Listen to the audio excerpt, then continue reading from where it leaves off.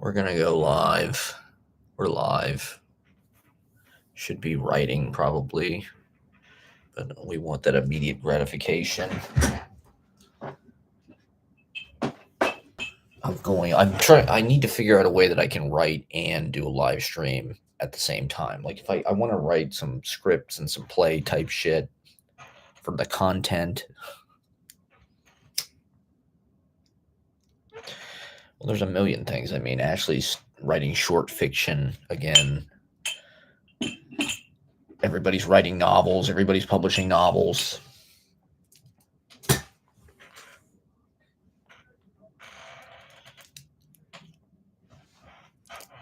I mean, in a certain way, this is how I flesh out like my inner world. I thought it was a more contemporary way of sort of exhuming the interior and the sort of autofiction and getting on a Thursday at 3:30. I don't even know who the fuck is going to tune in for this. Maybe I should give it 10 minutes. I've got a new vlog premiering tonight. Fear and Loathing in New York City. Fear and Loathing in the East Village.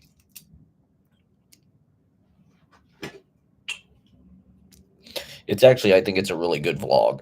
There's a lot of meat. My last two vlogs were good too, but didn't get that many views.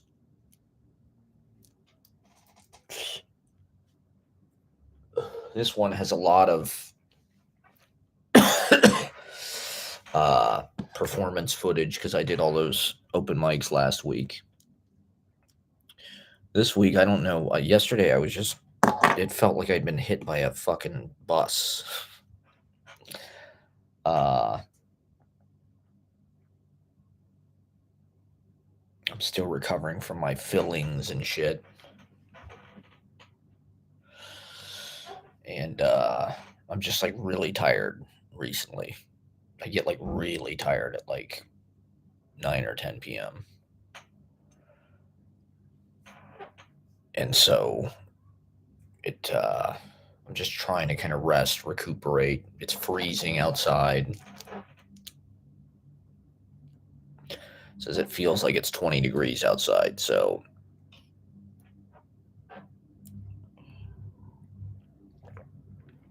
I'm 2 subscribers from 500. I had 499. Somebody unsubscribed, or wait, maybe it was fake or something. So now I'm 498. If anybody ever watches this and decides that they want to push me over to 500. I mean, I have had a number of people tipping me the last couple weeks because I've been more like verbal about it on stage. I had a couple people Venmo me this week, just kind of randomly. So that helps a lot.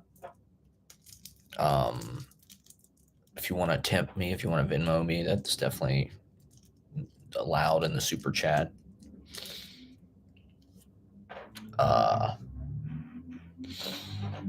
Last time I was talking about wrestling, deathmatch wrestling and shit. This time I'm going to talk more about real world issues. You know, it's seamlessly transitioning through different types of subject matter. This is not like a girls rewatch podcast or a wrestling podcast or a Gilmore Girls podcast or a poetry podcast or a literature podcast or a walking around podcast. It's kind of it's everything. We talk about everything. Politics, society. Thank you for watching, whoever's out there. Well, you know, I don't think we necessarily have like an aggregate crowd or anything, but I think there are kind of stray eyeballs who tune into this from time to time. And that's enough. You know, not everything that's bigger is better. You know, I think that's conception in our culture that we have. It's just like more is better. Billions, trillions. You got to be taller. You got to be in big arenas. You got to have a big, huge fucking carbon footprint. You got to have a huge artistic footprint.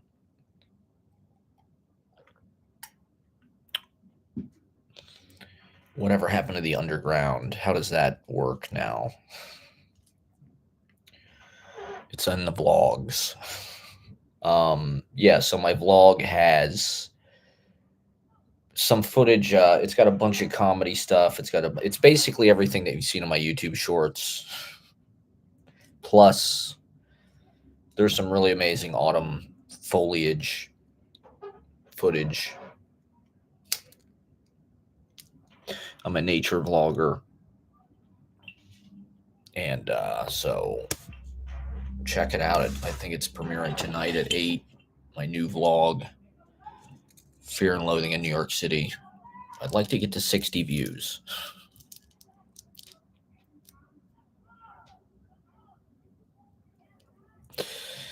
You look for it. It's got my set at Grizzly Pear was pretty no holds barred.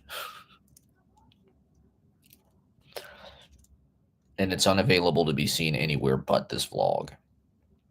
I didn't post any of it to Shorts or TikTok or anything because it's just too fucking raw. But it's something I'm experimenting with. I mean, the internet, particularly Twitter, but it feels like, well, this is something I heard somebody say, something about how, it was Andrew Schultz on the fucking New York Times. Fucking whatever, one of their podcast things. The New York Times is basically converting to like a podcast studio network. Video podcasting.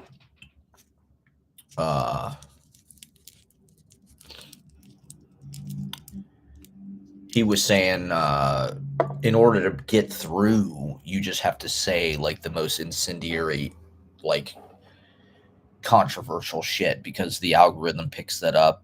That's what people will watch. The internet is like a car crash. It's like, it's rubbernecking. Whatever the most, disturbing shit is going to get clicks. It's going to get views. Why we have Trump, right? Because rhetoric is extremely polarizing and divisive and drives the kind of outrage content mill. And he's got a way with, there's an art. The art of the bullshit deal. So, not that I necessarily want to do that, but just experimenting after being sort of muzzled or trying to be careful for a decade because you don't want to be canceled or you don't want to be racist or whatever. Now it's like on Twitter, people are just like all of those. They're racist. They're anti-Semitic. There's fucking, there's no, Elon Musk seems to like want to encourage that. One of his big passionate causes on Twitter, I'm constantly seeing retweets from Elon Musk, even though I don't follow him, about immigration and how it's like destroying Western civilization and Western culture. The fact that like the percentage of white people in wherever, Europe or United States or whatever, is going down demographically. And Elon Musk like regularly tweets about this as like it's like a crisis. He says it's like preserving Western civilization or something, but it's like, it feels incredible. Twitter feels racist now.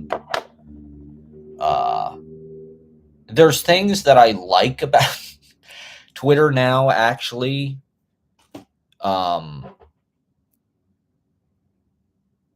Even though I don't necessarily want to say anything positive about it, the way that they've revamped like their timelines and embraced like short form video. I actually do think Twitter is the best, like, because it's a combination of text.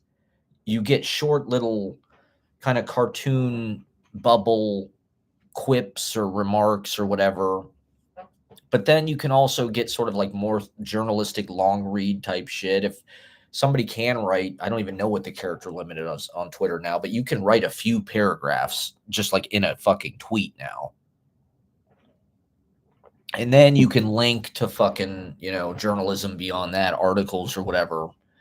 But then there's short form video and it's all in the same timeline. So it's kind of like the future of reading to me. Like that is what a newspaper should look like now. It should look like some combination of text and video and pictures, and they're all in one timeline. Everything we have, like Instagram, is totally images. I mean, there's reels, I guess, but like there's no text on. I mean, they try with threads or with Instagram moments or whatever the fuck that shit is, but it's like it's not all in one. Even TikTok, right? TikTok is just short form video. I mean, there's the comment section, but it's like you're not really reading. There's not really like, and it's also like so automated. TikTok is just like you just press a button and the next thing comes. It's just like pop, pop, pop. Here's short attention span gratification to the max. Twitter has figured out kind of how to do that while retaining the feed and the scroll.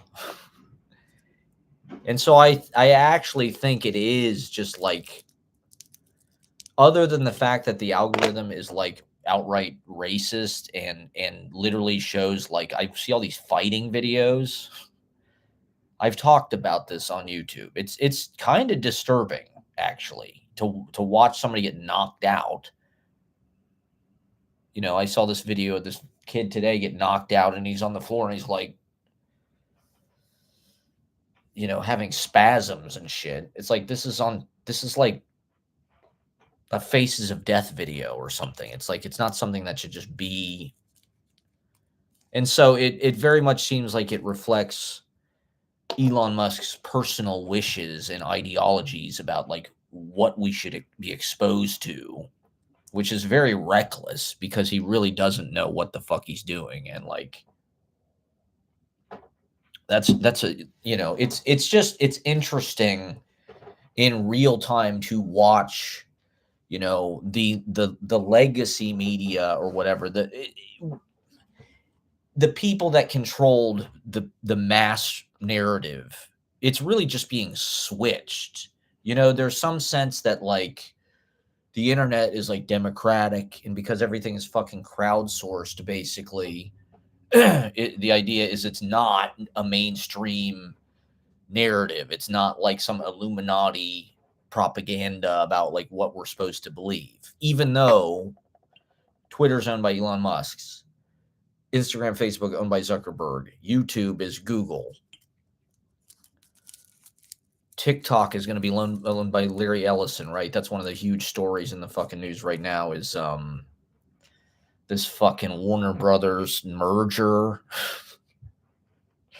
Warner Brothers, Netflix, and then David Ellison, the fucking Skydance fucking Nepo kid, offered a hostile takeover which means, and you should watch this movie Barbarians at the Gate. It's a good kind of explanation of like what a hostile takeover it is. It's where you make like a cash offer on the stock value of a company that like they literally like have to agree to. They have no choice. Like, I don't know why, because it's value, it's good for their shareholders or something. Like this David Ellison made this offer that was literally trying to sort of like supersede the Warner Brothers Netflix deal. And I mean, neither outcome really looks great for like the film industry, let's say. And I gotta say, the AI is looking more and more convincing. The AI this year does look like a lot more harder. It looks more realistic. All AI has kind of had this weird, like, cartoonishness to it, like a digital, like, cuteness or something. Whereas it's actually starting to look real.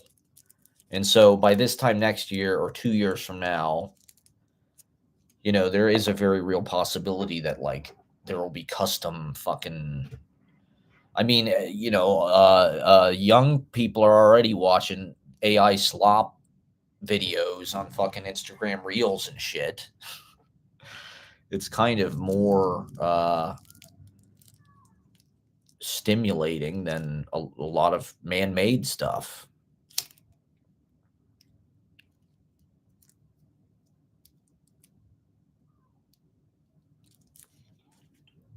So we're really just seeing like this stuff shift hands. It's not really like being democratized like Larry Ellison, the government, like Trump ultimately has authority over whether or not what deal gets made,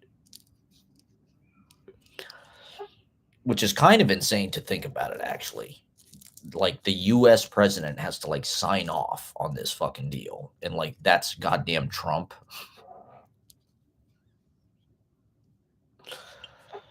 Trump gets approval or disapproval, or he gets to meddle in this however the fuck he wants. Uh, what did they say? David Ellison agreed to like fire a bunch of CNN people because what is it? One of them owns CNN. One of these fucking companies that's like being merged. I forget which. Turner, Warner Brothers Discovery, I think owns CNN maybe. Doesn't Turner owns Warner Brothers, right? That's what they always call it at on the wrestling podcast, Turner. Um,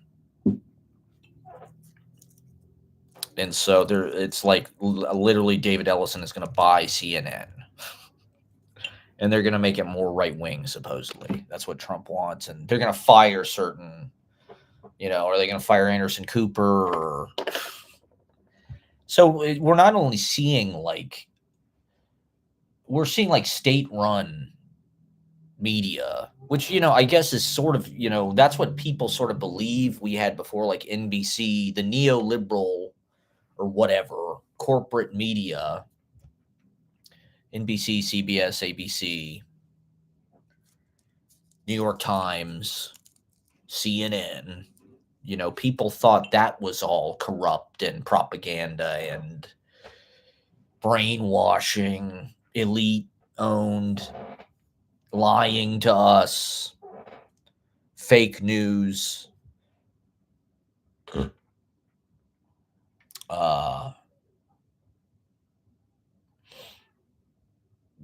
I think those people were sort of interested in preventing like chaos, as the keepers of like the narrative. I think they tried, there was an aspect of like crowd control and population control. Sure, but I think it was also like benevolent for the most part, probably. Things like public broadcasting, they're trying to use it. Things like the New York Times, they're trying to, or they did. I mean, that's all fallen apart now. Now it's just it's owned by some family and they have their own fucking agenda and it's not, we're definitely not living in a world of like journalistic integrity on a wide scale. We're seeing the death of small newspapers, or like every newspaper that I've seen except the New York Times has basically died. The Cleveland Plain Dealer, the other paper, Columbus Alive. How many fucking newspapers have gone online only or whatever?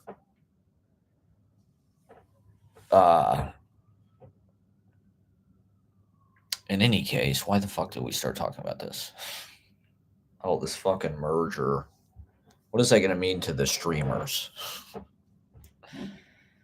It just seems like either way it sucks. It sucks if Netflix buys it because Netflix has no interest in theatrical distribution whatsoever.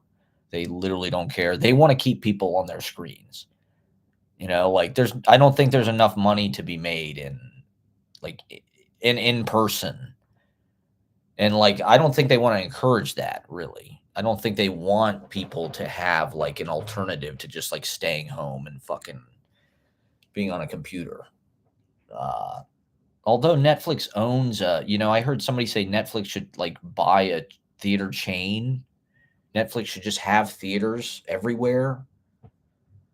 I just don't think they're interested. Like they could do that if they wanted. They make so much fucking money. I'm sure having a brick and mortar thing would just be way more money than it'd be more expensive than it'd be beneficial for them probably. I mean, I think they own the Paris Theater or in New York, but it's like that's almost like a flagship. That's like the Louis Vuitton store or something. It's not like a Target.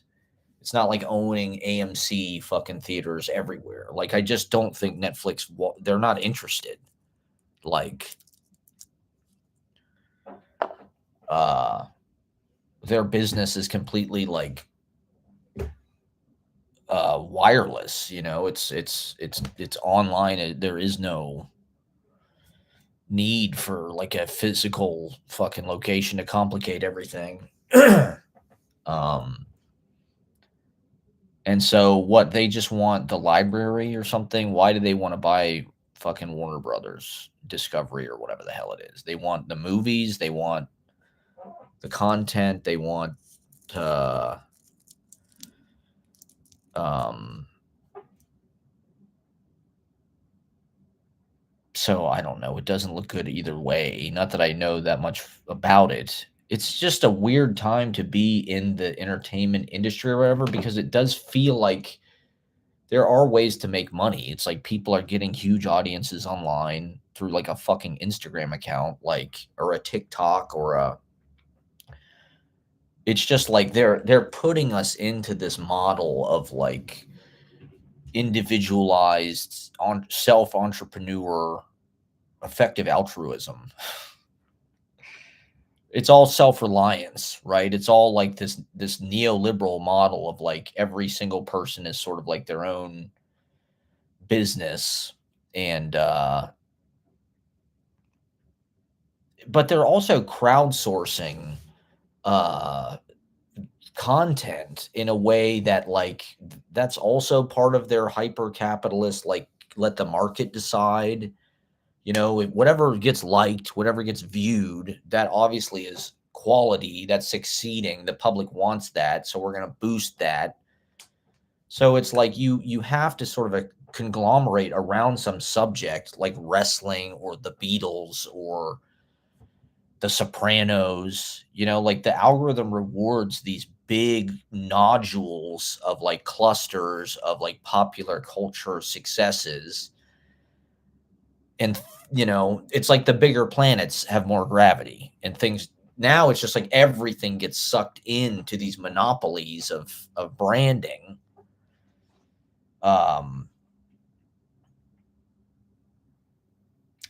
I suppose the idea is there's some way as like an individual creator, if you're smart enough, if you're funny enough, if you're cunning enough, you can end up like, who's that guy? We are young. Down and down, down, down. Adam Malley or something. He's got a nice little niche he's carved out for himself.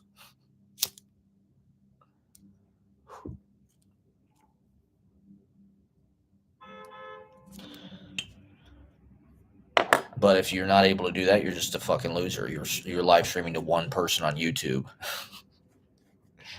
in the middle of the afternoon, smoking weed out of the fucking warning papers. Apparently, the TSA or whatever is gonna like fucking check your social media. That's highly illegal. That's like unconstitutional. You want to talk about the fucking Constitution? The Republicans just love to wipe their ass with the Constitution. I couldn't imagine anything more unconstitutional. We're going to invade your fucking privacy and see what your political opinions are. They're going to find my YouTube page and my Twitter. There's so much. I mean, there's hundreds of hours, if not thousands of hours of me talking shit about Trump. So I don't know if I'm going to be traveling internationally anytime in the near future, but we'll see. Who knows? I'm a political prisoner like Leonard Peltier. God damn it. No, I mean, just kidding. We're yeah, so these big mergers and acquisitions, hostile takeovers. So, the algorithm feeds these big, if you have a Beatles fucking podcast or something, or if it's like, I see so much fucking Beatles content, and it's like, I like the Beatles, but like, I never see any Kinks content. I never see any fucking, Dave Clark 5 content. There's a million bands out there. Show me some new shit, that I might like. Like, I guarantee you there's billions of videos on fucking YouTube. Do I really need to see, like,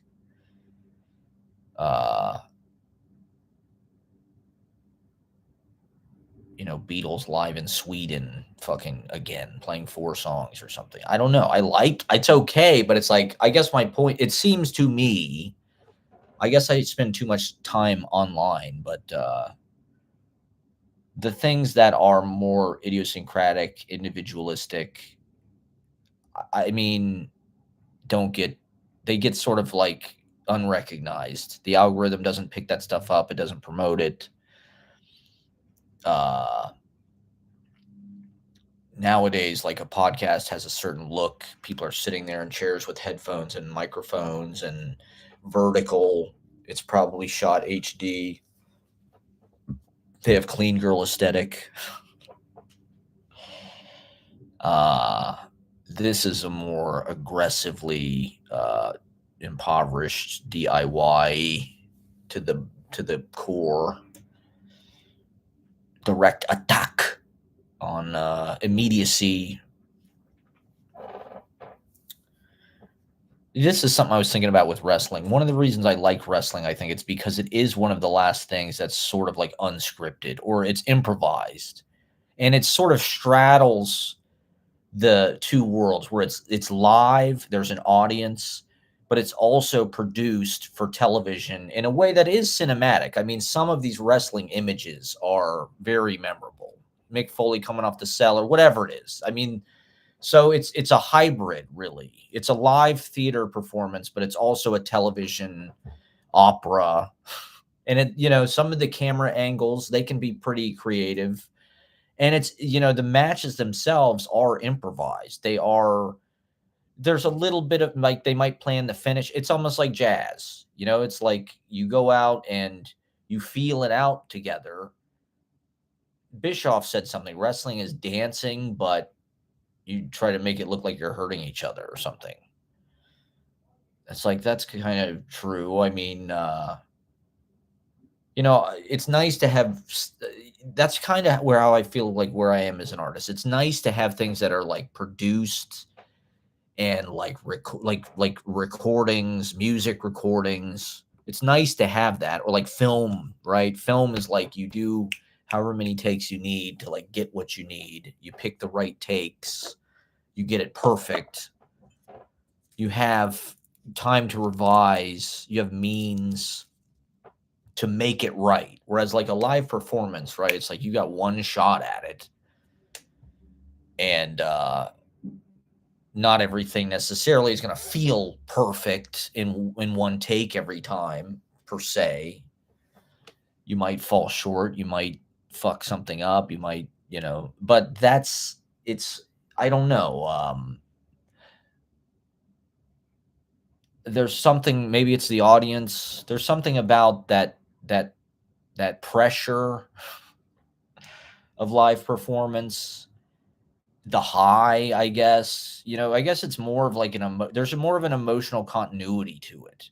Film and music recording, everything is so stop and start, and you get, your take might only be 15 seconds or something, 30 seconds, and like that's your whole time to get into kind of like some kind of flow state wavelength. And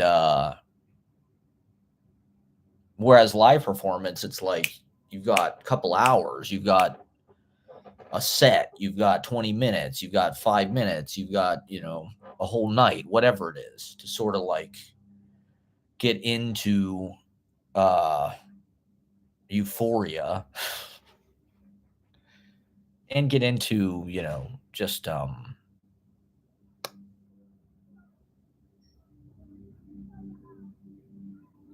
get into in state, as they say, to get locked in, as the young people are saying. You got to get locked in. Oh my god, this is the worst background. This is an adult bedroom, okay? I want to make that clear. Well, maybe I can put this here. It's not so bad, I guess.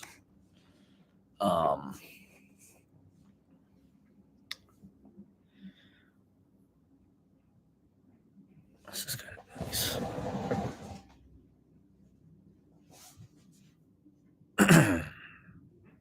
So I guess it's more kind of like a selfish thing, just like as a human being. Like it's more fun to kind of do a show that's 2 hours long or 3 hours long or 4 hours long than to be on a film set where it's like you might be there 16 hours that day, but you're only performing for 45 minutes or something, if that. And it's a lot of chopped up. And so I guess it's like, it's more about, like with this same thing. It's like, it's nice to have a couple hours to really get all of the things that you're thinking about, the arguments you want to make, the points you want to make, the responses, the things you want to put out into the world. This is the best way to do that. It's kind of a quantity over quality approach to some degree. Podcasts, it's crazy how everything is like becoming a fucking podcast. Amy Poehler is a fucking podcast. Now it's like, it feels too late. It feels like, Jesus Christ, like you're a couple years behind if you're just now starting a fucking video podcast. Get some fucking microphones, and they're the new garage bands. Streaming.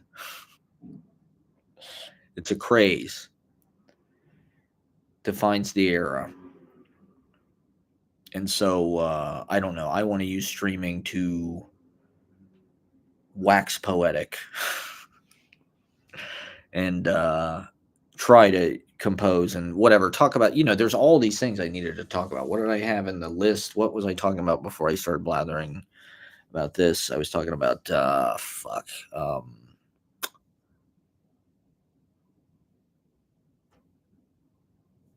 maybe I did have some shit written down. I wanted to talk about Rodney Mullen,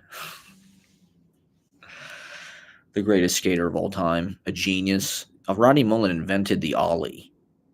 I mean, Jesus Christ. Oh, yeah, I was talking about wrestling. Well, skateboarding's kind of like that, too. There's a lot of filming that goes on. Skateboarding is like a cinematic.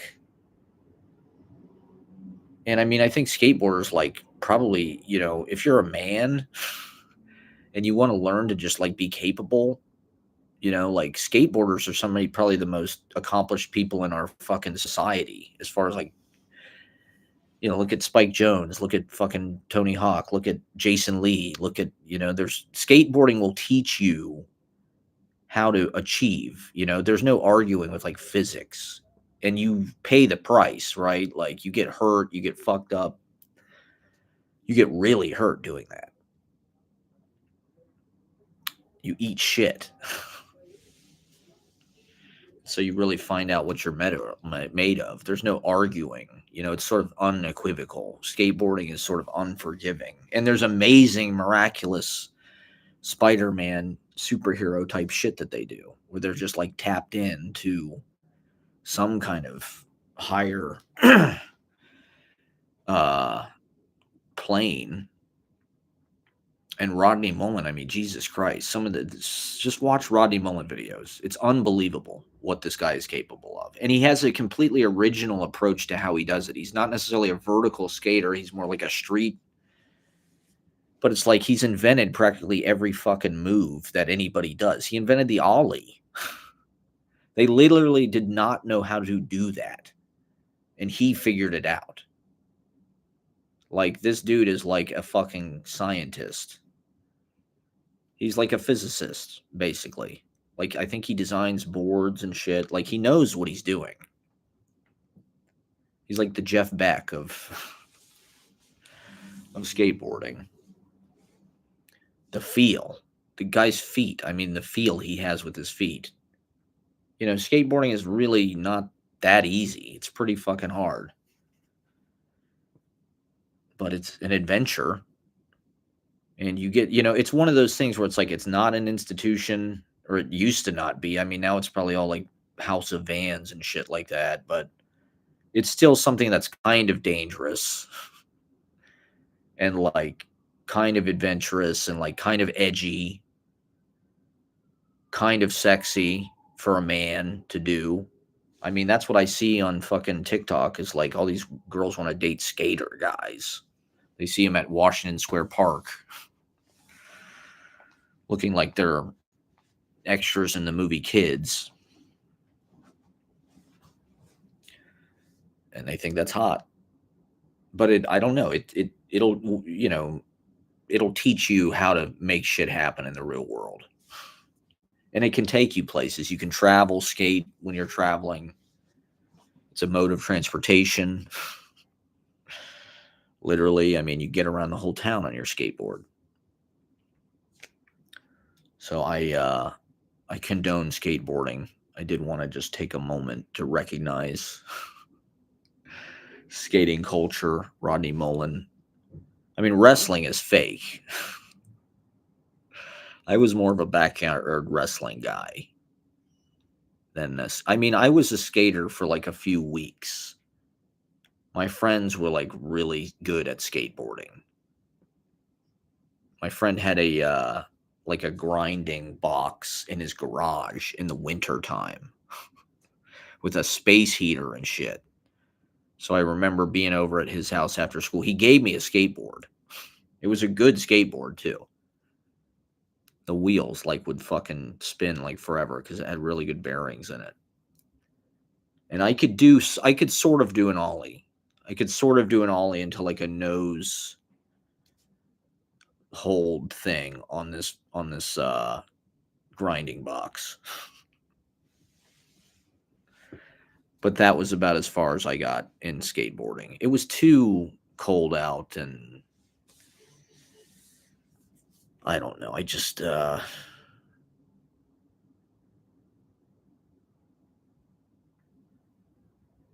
don't know. It's too physically painful. Skateboards, they're actually not that really good mode of transportation. Like if you're going to skate anywhere, you're going to get all sweaty. Like it's a lot of effort, like pushing yourself.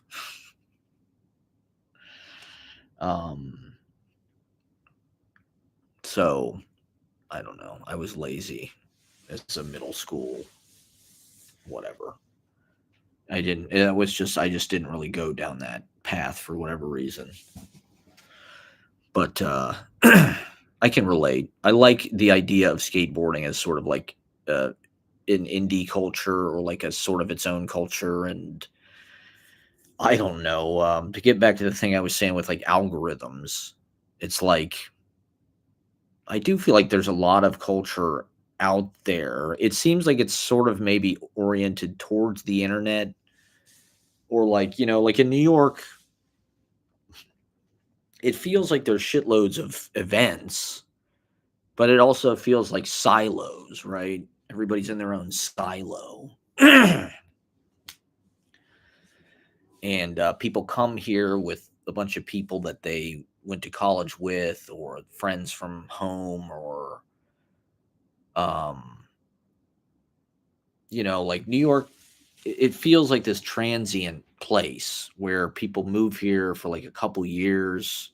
It just eats up young, aspiring uh, talent from all over the world comes here. And, most people are sort of satisfied to live in New York maybe for 2 to 4 years. And they sort of got it, that, thing off their checklist. It's kind of not the most comfortable, unless you really succeed here. It's like you're probably not going to have a lot of space. It's harder to Now it's harder to like move up the fucking like whatever life hierarchy, get married, have kid, whatever. Uh and I don't know, it's just like people come here to live their dream or something. It's what we're all taught to do, dream and then try to make it happen, and then, or just move here for like Sex in the City life, move here to be a young whatever hot person, dress up, have some job where you make money, sleep with a bunch of fucking hot people from all over the world, wear Manoli Blahniks, drink martinis, go to Corner Bistro, and then you go back wherever you're from a couple years later. And I don't know, it's just it feels like the city's like tailored to that kind of like extended uh and so like even though there is like a lot of things happening, or these people are involved, it doesn't feel like they have necessarily a lot of skin in the game, or they come here, they sort of get the best of whatever the experience they want is. They want an MFA, they want to pretend that they're gonna do that for a couple years. uh this is a glitzy place to do that, to live that, go to law school here. um I mean, I guess the city's probably always been that way. It's just like a churn and burn. And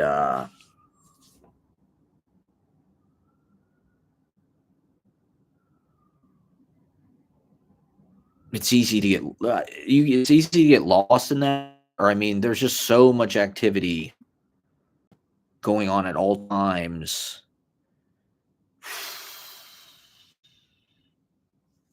It's just things move on so fast. It's uh how do you connect to all these things in a meaningful way? Everything, even what you do feels very quick and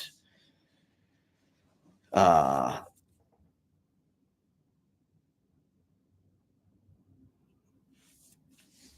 crowded. Not that that's a bad thing, I mean, that's part of why you're here, but it's like it's easy to rub up against things, or feel like it's be competitive, or feel like you're losing. Other people are doing better than you. Um, it doesn't feel great to be like expendable. It doesn't feel great to feel like replaceable. Like the city does it. Is that what it does? It's just like you come here when you're young, and it likes that. The people that are established here, the people that are in power here, who sit on their throne, they like having young, eager to please, vulnerable,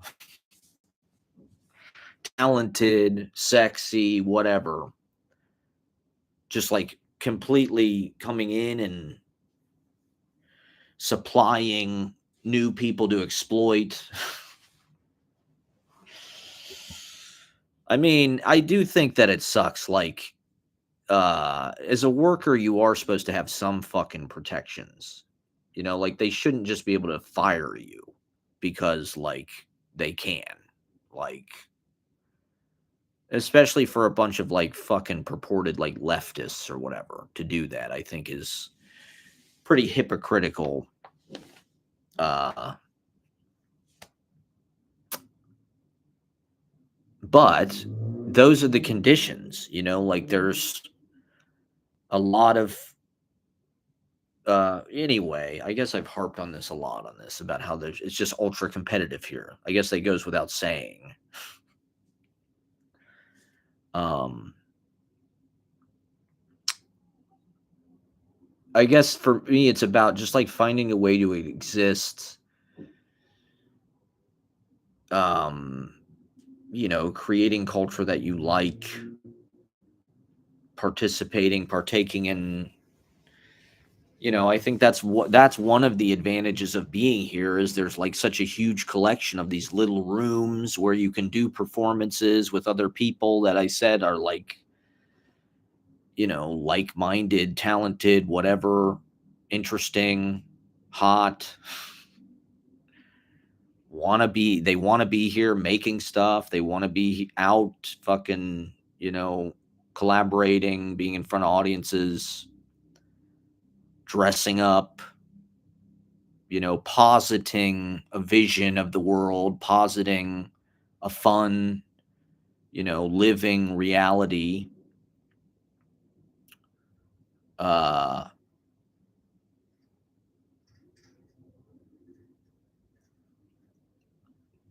I guess trying to like appreciate that, live in that rather than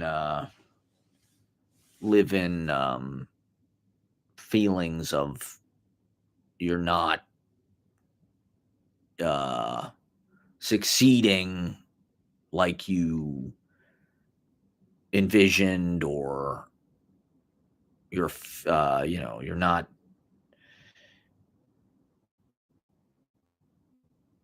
famous, or fucking no one is watching fucking no one's liking your TikTok videos. I mean, there's just a lot of fucking pressure from a lot of different sides, and it's I guess that for me the best case scenario is to like create a moment in our lives and in artistic history, ideally, where like there's this creative synergy and originality. People are coming together, executing their ideas, doing it in a way that actually really is artistically, interesting and has integrity and aesthetic and all that. But I don't, I'm not the most like internet aesthetics guy. Most of what is very contemporary that people pay attention to is like that type of shit, angelicism or whatever, Peter Vack, and that's fine. Yeah, I do think that those people are artists and they are doing like interesting work. Actually, I do think that. Did you see Dasha's movie was on Obama's fucking list? Obama makes this list every year of like media he's consumed or something, because he's just a hipster from fucking just like us. He lived in Chicago. He's like a fucking mumblecore. Obama was like mumblecore era. And millennial indie LMFAO. And so he likes the scary of 61st or whatever it is, apparently. Does he know? I guess he's keeping abreast of Dime Square energy somehow. But in any case, what the hell else is on my fucking subject? Oh, I wanted to talk about eating disorders. Why not just get right into it? Well, I was talking about fucking wrestling and blah, blah, blah. But yeah, well, let me get into eating disorders real fast because, well, this is something that, to radically change the subject. Speaking of Dasha, eating disorders are very in, or they're trying to, well, here's the thing. Okay. Right. When I was a kid, I remember in health class and things, they showed us this movie in health class about like bulimia, where this girl like died or something, right? Because she has her and it's like that is a thing. I'm not saying that's not a thing. Like I'd like to know the statistics. And like certainly that was like something that was encouraged in our mass media, body shaming and this sort of heroin chic or like thin is, I think we still have that kind of like body standard in this country, more or less, like generally speaking, thin female, probably in particular, are generally looked at as, whatever, ideal or something. And so, but that being said, I do think there has been a lot of sensitivity towards that in my lifetime. Like I said, and they were going out of their way. They treated it like it was, domestic abuse, like there were these things that, there were programs, things like Dare, right? There were things that were like trying to fucking,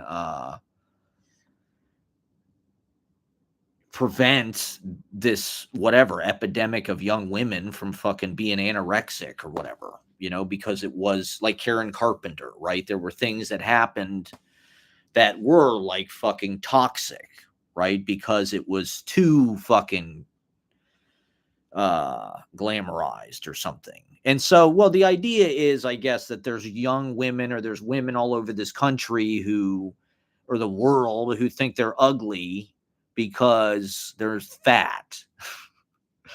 I remember when I was in college, there was this guy, Mika. Mika was sort of like, for lack of a better word, a fag hag.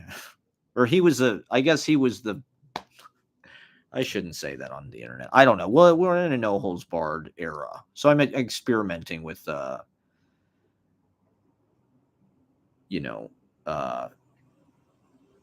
triggering language, let's say. Well, Mika was like, anyway, he had a song called Big Girl, You Are Beautiful, which at the time, I guess it was sort of like a Queen thing. It was sort of like a Freddie Mercury thing, but he was an ally, or, he was like, there was an allegiance there. At that time, it was like, if you weighed more than 125 pounds, you were like fat, like cult in body shaming.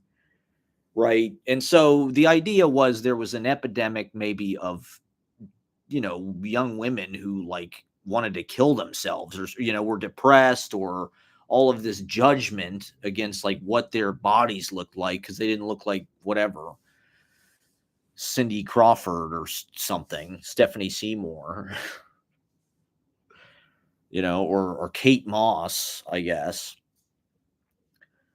The idea was like, I guess that's bad, like we can't. And so there was a whole, I mean, to me, that was one of the defining kind of millennial pushes was like body positivity and like embracing, well, female body positivity, let's say. Embracing all body types that are not white male, basically. and celebrating them, and it became more about female gaze. Men were no longer quite as necessary as like an advertising base because they weren't getting professional white collar jobs. And so they didn't need to advertise to male gaze. They didn't need to advertise like Victoria's Secret or something in the 90s to like daddy's wallet. Like millennials was like girl boss, women were leading, right? They were getting the fucking jobs, they were getting the degrees, they were getting, and so, Skims or whatever is not like all about, let's try to turn men on. It's more about, hey, we're trying to embrace, because most women have curves and, they're Rubenesque or whatever. Like, it's interesting that the United States body standard in sense of what's attractive is so much different than a lot of, or at least with white people. White people have this obsession with like thinness, which is really strange. And it's sort of like, I guess, it's like uh, it's not attainable for certain people. That's what's, I guess, attractive about it, is it's like a choice in a world of indulgence. You're able to remain this sort of petite, delicate, whatever. Uh, Whereas, like, right, like traditionally throughout history, or I think in other cultures even, they like curves, they like thick, right? They like Rubenesque, and while I think that it's good, like we should find ways to be sexually attracted to all different, and we shouldn't necessarily be, I mean, basing our entire opinions on half of humanity based on like what their fucking body, how fuckable it is or whatever, like, and like, to be fair, when I was younger, like, I don't know, there was a lot of uh that's what we talked about. I don't know. Even in professional circumstances, it'd be like, "Oh, was that girl hot? Yeah, she was pretty hot." Like, "Oh yeah, nah, she was." And like, to be honest, well, this is part of the reason why I think there's like hoflation now, because the body shaming kind of kept women's egos in check, you know, and it gave them perhaps a more realistic sense of like, you know, how attractive they actually are. Whereas now it's like, uh, the problem is that like, or I don't even know if it is a problem, but like the the the ratio, the balance is that like there's all these attractive women and there's no attractive men, right? It's like the men are just garbage. They're weird. They're creepy. They don't know how to be social. They're angry. They're short. They don't have jobs. They're illiterate. They play video games all day. They have no swag. I don't know. Whatever it is, there's a fucking, and I'm not saying that like bring that back or something, but of course I'm bringing this up in the light of like the short king paradigm which we're living in, where it's like it's socially acceptable, and there's all these, like there's a lot of princesses out there who are like Sabrina Carpenter or whatever. She's like their avatar, where it's like they're these short, like I think Sabrina Carpenter is literally like 4'11" or something. Like she's like extremely short. And I think Ariana Grande, isn't she like very short? She's like 5'1" or something. Like a lot of these, it's not a it's a double standard. If you're a woman, as long as you're like pretty and have a nice body shape, it doesn't really fucking matter like how tall you are, actually. I mean, like, um, fucking you see 6'3" guys with like 5'1" chicks like all the time. In fact, I think that's kind of like if women had their way, that would just be that's like the ideal couple. It's like the woman is like half as tall. Um and so it's like, I see it because I'm in these fucking Reddit. I see these Reddit forums and shit, or the algorithm has picked up on this idea that like the height thing is like uh, uh something triggering, let's say. And so I see all these fucking Reddit forums where these guys are like, I'm 5'5", like should I just kill myself? And like it's not that cut and dried. Like it's not that simple. Like if you're under 5'7", like you kind of are fucked unless you really just figure like something out. You gotta it's the problem is like it's not like you'll never get laid. Like somebody out there will have sex with you. Like if you try hard enough and you like make something out of yourself, like it doesn't really matter actually. Like, are you going to be Warren Beatty or something? Or, like, no, probably not. I mean, maybe if you really fucking figure your game out or something, but like, you could be mini me or something. Um, it's not like an end all be all fucking thing, but I think it's one of these things where it's like, okay, you're automatically, there are guys that are like, to me, it's like there's guys that like it's depressing to them, right? Like, why is it, um,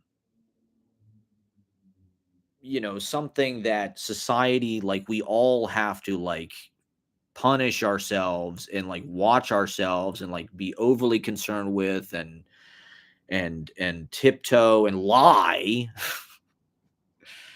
about, and like I'm not against like fat women. I don't think they're unattractive. I think there are attractive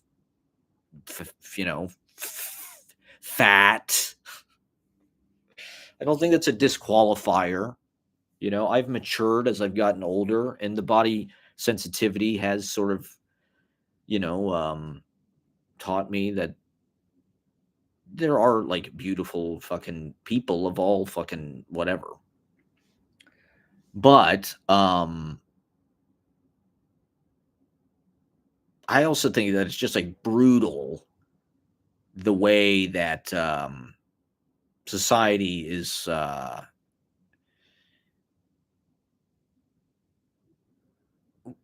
obviously the way that women in particular feel no compunction whatsoever about like the short king thing, or just shitting all over, because it's like, why are they worth less? Like if some 5'3" guy is gonna like fucking, if that's, he's literally feeling like shame. He literally is being body shamed. Like he literally, and it sounds fucking like pathetic, and like, oh, you have a Napoleon complex or something. If you even talk about this, you're just like an angry short man. And it's like, it just feels very hypocritical. And I also just think it's like kind of a lie. I've known short guys that had tons of fucking game and got tons of fucking action. Uh and it's like 85% of men are like under fucking 6 feet tall. And it's also just such a stupid fucking thing to like value, because it's unlike, and this, I know a million people have made this fucking point and it's pathetic to even say it, but like your weight is something that you have some fucking control over. And it's really not something we should be celebrating. I think a lot of the body positivity, it's like there's a lot of fat people in this fucking country because they eat garbage and they don't exercise. Like there's a lot of people that like fucking eat too many carbs, they drink too much, they drink soda, and they put all this fucking poison in their body, and they want to encourage that. They want to encourage consumerism here. They want people to eat and drink and buy and watch TV and sit on their fat ass and fucking be lethargic and inactive and kill their fucking soul with bad food and poison. And but we shouldn't fat shame them because, like, that's mean. It's like, I agree. Like, I don't think they should necessarily feel bad about it, but it's like, it's also not something that, like, I mean, it's, if you look at videos of people from like the 50s and 60s, it's like there isn't like all this fucking obesity in this country. Like, they feed people in this country like they're fucking animals. Like fast food, poor people food, it's garbage. It's all trans fats and saturated fats and food dye, food coloring, carcinogens. Go walk into any gas station in this country. There's nothing in there that's even edible. It's all toxic, carcinogenic. And they want to just slaughter people with this fucking bad food and make them numb, make their brain dead with, kill all the fucking nerves with gluten and fucking Roundup and fucking pesticides and fucking and like I said, I don't like judge people for being fat. I am down with that. I'm okay with that. And I realize, so this is part of like what my comedy bit was about the other night. The thing that was like too hot to talk about, like this sounds super judgmental. I'm sure if they clip this out, I would just sound like a monster, but like, it's not like something that should be like encouraged. It's okay if you're fat or whatever. Like, we accept you. And in fact, I think women like prefer that. They'd rather be with some huge fucking teddy bear. They just want some big fucking animal they can control. And so, like, they want some huge Shrek motherfucker.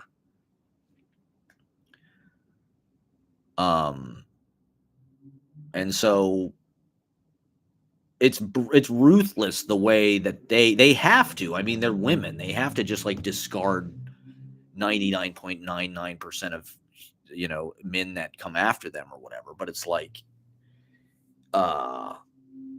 it really is like dehumanizing, like the way that people treat you.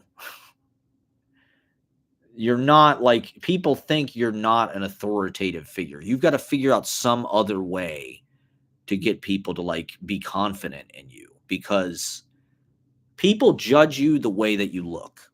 I mean, that's just how it is. We have to. We thin slice each other. We're just trying to figure out, and we meet so many people, we see so many people, like our brain does it automatically. We see somebody, we make certain, conclusions about them maybe, or like, I mean, when it comes to size stuff, it's like, it's just just a natural reaction. Like somebody who is bigger than you might, might feel like dangerous to you or imposing or threatening or strong or something, just because they're fucking bigger than you are. Like, whereas if you're tiny, people sort of look at you like, oh, this guy's not threatening. He's just this little cute, hey, little guy. You're just a fucking, get the fuck out of here. Squirt. And the internet just like whaps you in the face. Like I said, it's one of those subjects that the algorithm, it finds your pressure points and then it just, reminds you constantly, here you go, here's some new fucking outrage that's going to shape your entire like worldview, your perception of how the game is played.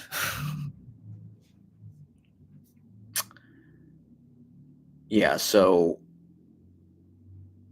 it's women have so much like empathy and care like for each other. Like I hear so many women say like I'm a girl's girl or like I'm a girly girl. Like I side with girls. Like I'm not, like men are no, like and it's like they're not really like extending an olive branch to men. Like there's no that's not like a female. Like females are I don't know, it's weird the things they choose to like have empathy for because they definitely are empathetic and like they definitely are like want to like take care of certain things. But if they don't feel that way, then it's just like they don't give a fuck about you. Like they're gonna just talk, oh, like yeah, you're just not they don't care about your feelings, like fuck the fucking short kings. Like they can all die. Just they should die because like they're short and like we just don't need them. Like they should die and then it'll just be like tall guys and that'll be perfect. Uh this issue, this is one reason why I talk about it so much because it's one of these things that like the algorithm is hyper intensified and made, it was something that like was always a thing. Like this is not like new, but like I think women are such in group, out group. They follow whatever the trends are. They want to know what the trends are because they have to keep up to show their other women that they are socially advanced and astute and conscientious and a part of the clique or whatever, a part of the the new cutting wave. They're all pinging off each other. And so it's like now it's like the height thing has become uh it's annoying how often I hear people in real life talking about it. Just like walking down the street, you'll constantly hear people like refer to how tall somebody is or uh and it's like it's always looked on as some kind of like positive thing that is like desirable. It's like I never fucking cared about being tall ever in my life. I seriously would not want to be 6 foot fucking two. It would make everything in life worse, except people look at you with like authority and confidence, and women like it. But I could give a fuck. Literally, the internet has made it like legible, and so I think it's one of these things like 6'7" or something. It's like because it's spoken and it's acknowledged and it's part of it's like one of the algorithm fucking subjects. It's become hyper intensified where it's like now all of the celebrities are like fucking Jacob Elordi or fucking Somber or fucking isn't Cameron Winter like 6'4" or something? Let's see, how tall is Cameron Winter? 6'3". I guarantee you no one would be talking about geese if Cameron Winter was 5'7". No one would pay any attention to them at all. And I mean, to some degree, it is just like, I mean, it's not like a hard, like I said, it's not a hard and fast thing. It's not like every woman, this is all they care about. But like, I think when you routinely see it at like the top of people's lists, I don't think women look at it as like a desire. I think they look at it as like a requirement. It's like he has to be at least 6 feet or else it's just not even a possibility. I'm sorry. And it's not just like a dating thing. It's like a respect thing. You know, that's the worst part, is like you just feel like you're not respected. And maybe I'll open this. And so you get on the internet, you complain about it for 2 hours every week, providing all this public evidence for like what a fucking loser you are, what a fucking anyway. Yeah, so there needs to be some kind of male body positivity. There needs to be some kind of like male positivity movement, because it's like if we we have all this empathy for anorexic people or whatever. Where's the empathy for the the people who can't even help how fucking tall they are? Like it's literally something you have absolutely no control over in any way. And it's not even a choice.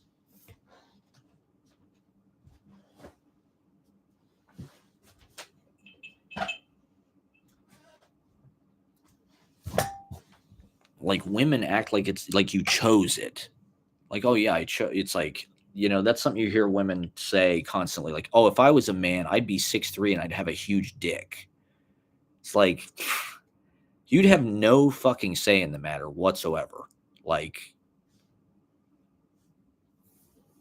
whatever the hell we're born into. And yet we have all this body positivity for every other fucking person.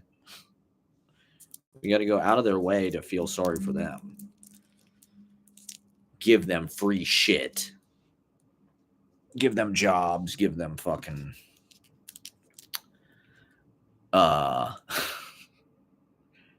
anyway, maybe we talk about something more positive than body positivity.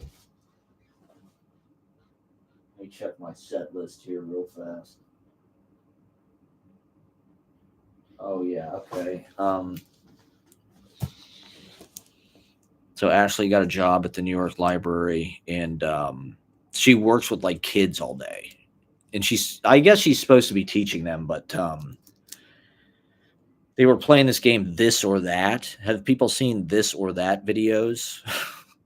I just think it's an interesting time because it does feel like, and I don't know if this is an internet thing or if it's always been this way, but it feels like Gen Alpha and like kids are like defining pop culture. But like things like Skibbity or 6'7", the real brain rot stuff, Ohio, all that shit is coming from like whatever, fourth graders or something. And I mean, maybe it's always been that way. Like I remember playing Pogs in third and fourth grade, like Pogs were really big. So maybe kids have always been like on the forefront of slang or whatever, saying gee willikers or hell's a poppin', Captain Billy's whiz bang. Kids have probably always had like really crazy, nonsensical fucking. But it's interesting that Ashley goes and teaches these kids at the library, and then every day she's sort of got a report about, because the kids are super honest and like, they just say really judgmental, crazy shit right to your face. And so they play this game, This or That. She said they were playing this game, which is like, it's literally YouTube videos where it's like they'll put like two different kinds of food on screen and you just pick this or that. Like it's pumpkin pie or like apple pie. Oh, I'll have pumpkin pie. Or it's like chicken nuggets or hamburger. Oh, I'll have, and it's like, that's the whole video. So that's what these little kids are doing. That's what they're into, these This or That videos. And then they also have a fucking Xbox at the library. Like literally, I was in the goddamn library on 100th Street a couple weeks ago, and I look over in the kids section, and there's like a flat screen TV, like a fucking movie theater. There's like a fucking 5-foot flat screen TV. and an Xbox. It's like, this is the fucking library. This is the New York Public Library. It's like, no wonder these kids don't fucking read. You go to the library and there's a goddamn Xbox 360 with a fucking giant flat screen 4K TV. It's like, yeah, of course they're not going to read Huck Finn. Is there a Huck Finn? Is that on Xbox yet? Have they ported Huck Finn to Xbox? Is there a fucking Tom Sawyer PlayStation 5 game?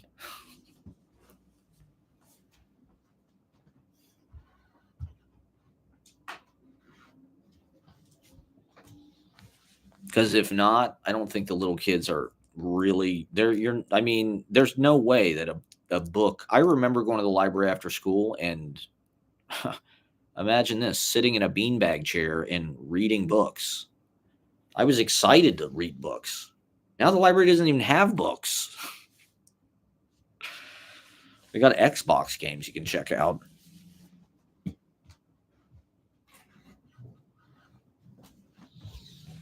And they're paying tutors to fucking play on an iPad with the kids.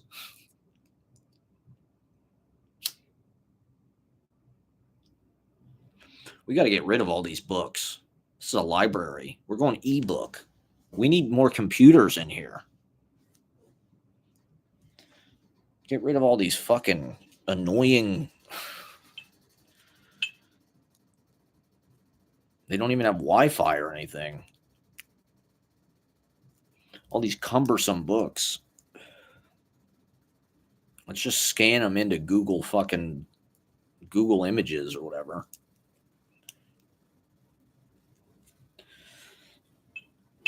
All right. So now that I've complained about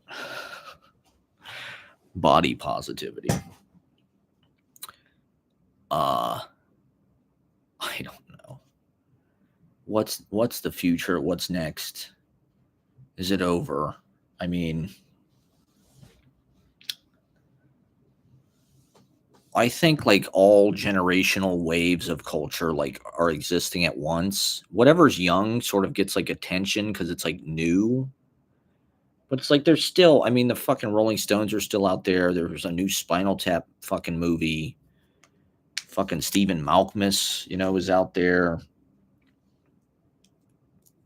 Fucking, 10-year-olds are playing this or that videos.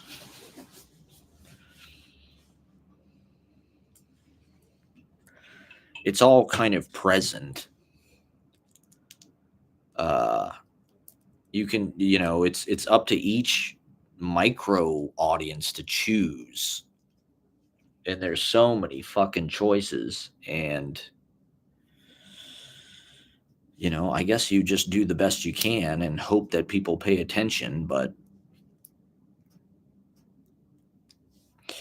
if that's what people pay attention to is like polarizing or even like offensive language, right? Like there was some article about how people are starting to say, I said it, say FAG again. People are sort of reverting back to like the way that we talked in like middle school and shit. Or we said gay and retarded. I guess is some kind of like defiant reclamation after, wokeness and having to watch one's tongue. And not that I don't want to like play into that.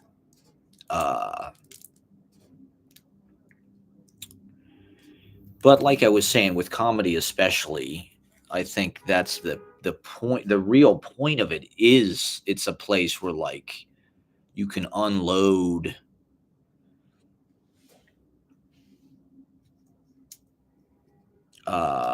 incendiary opinions, but you have to do it in a way that's like you're really like unlocking something or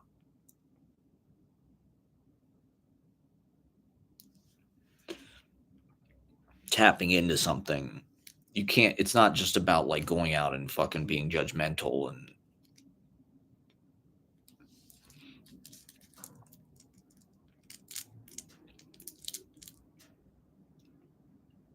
like it is complicated. You know, like I'm not fat shaming women, but I also think that it's like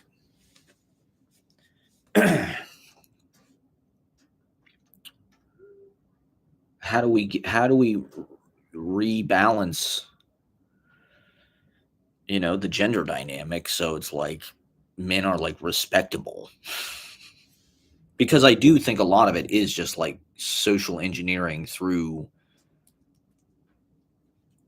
you know, shit on your phone, trends on your phone, and you know, encouraging the discourse in that way. Or I mean, I guess that's the discourse that already exists, like just being let into like public, you know, like there's always probably been this kind of judgmental, ruthless, but the men were in charge, and the idea was like we're in this patriarchal male gaze. There's no alternative. It's like the man is making the ideal of the woman look like Giselle or whatever.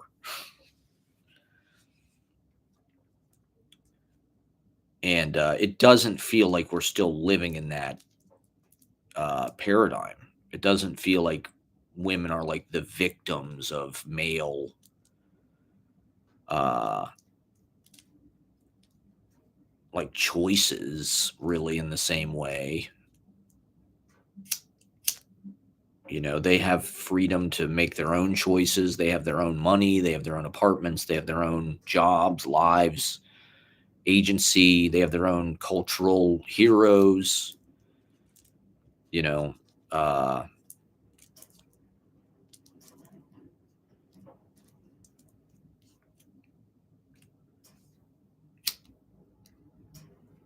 it's got to be a weird time to like be a woman, or like, because it's like on the one hand we live in this like dumpster fire of just like the collapse of our government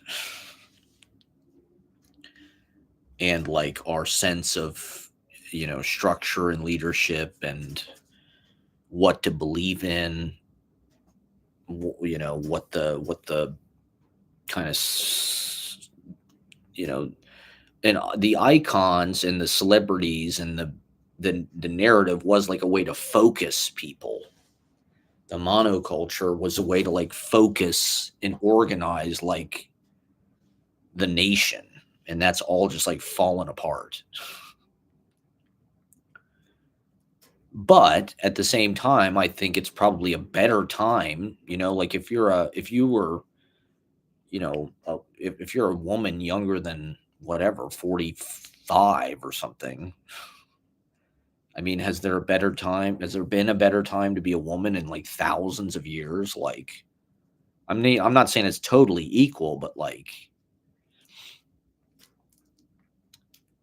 uh, you know, they're lead, especially in New York, you know, it's like amongst like young,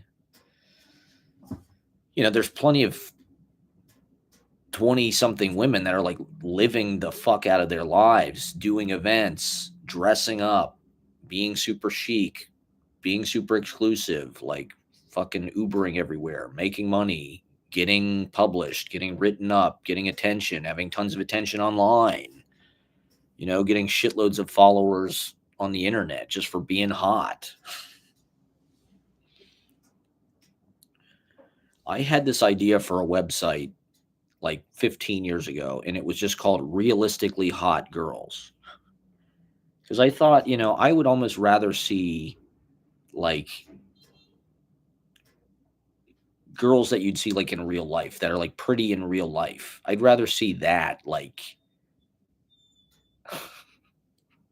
than like, I don't know, some porn star, right? Like porn chicks are like really weird, big fake boobs, and it's like this whole internet sort of became that. I mean, Instagram, and now there's OnlyFans. I mean, OnlyFans literally is that. But all of the internet is sort of like a you know, a a private dancer. You know, like those booths that's like there's glass and then the thing goes up and you see the girl dance or whatever, and then the thing comes. It's like that's the internet. That's Instagram. That's TikTok. It's even fucking Twitter. I mean, that's literally OnlyFans. But like Instagram is really just the same thing. Really, it's just like a soft, non-pornographic, like private dancer service.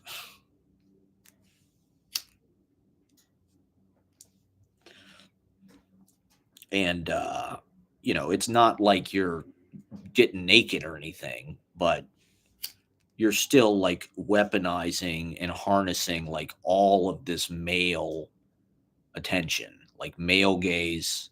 Men are looking at you on the internet, weird guys. You know, anytime you see a girl with like tens of thousands of followers, you got to realize like 99% of them are like weird, scary, gross men. Like that's got to be scary actually. To just have a bunch of like animals, like bull animal, just like thirsting over you, saying weird shit. I mean, on the internet, people will say anything. Like the people in the comments section, there's no consequences. So it's like people are always making death threats and shit. You know, that's why I think this Charlie Kirk thing has gotten a lot of these podcasters and shit shook because they realize that's, I don't know, it's part of Joker mode streaming culture is just like you get swatted or you get, you know, some kind of fucking people come at you. The internet, like, I don't know, it enables Travis Bickle type disturbed loner fucking people.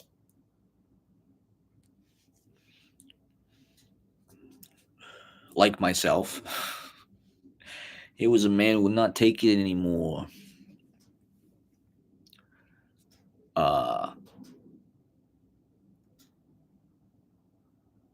It's the holidays. It's Christmas in Easy Paradise. So come. I mean, I've already got 40 signups for next week. The list is already fucking packed. So it's, what day is it? Thursday?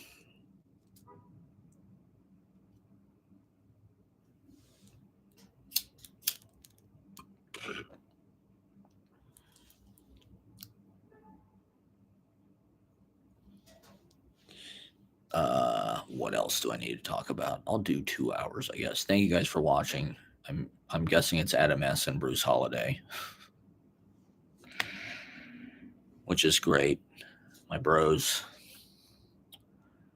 They don't care if I fat shame women. Let's see. I don't know. I don't think any women watch this, really, generally speaking. They probably got turned off by my misogyny a long time ago. Well, that's part of the point I was trying to make with this on my stand-up thing was like, you know, we love women. You know, and it's not like they're hard to communicate with, but like you got to figure out how to do it. It's counterintuitive, I think, to, you know, if all you do is hang around guys and play video games and shit, like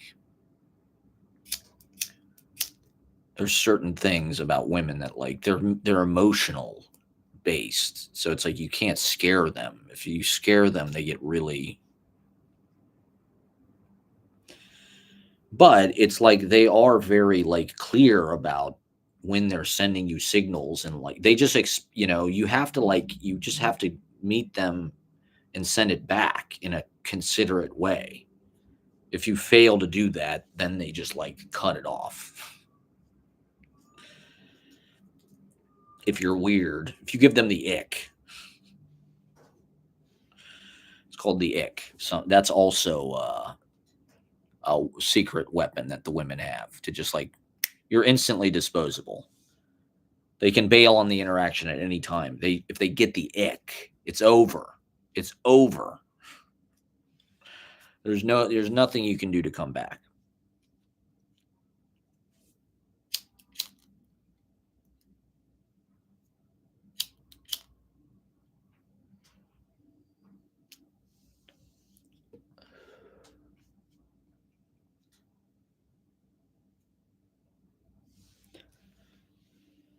All right, let me try to think of some shit because I'm sure there was a million things I wanted to fucking talk about.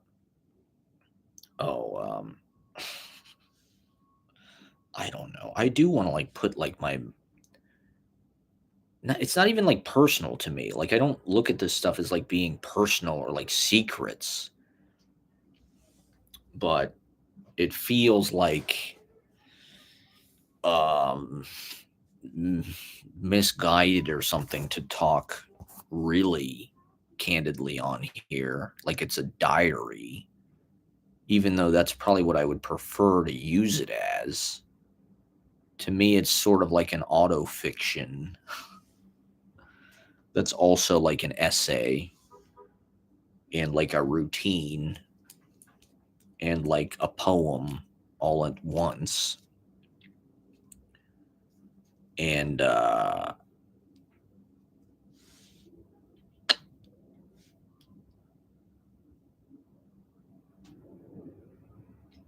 don't know. I try to talk about like big issues or the news or public stuff as a way theoretically. I mean, I'm still doing this thinking that like someday all of a sudden I'm just gonna have like hundreds of people and then thousands of people.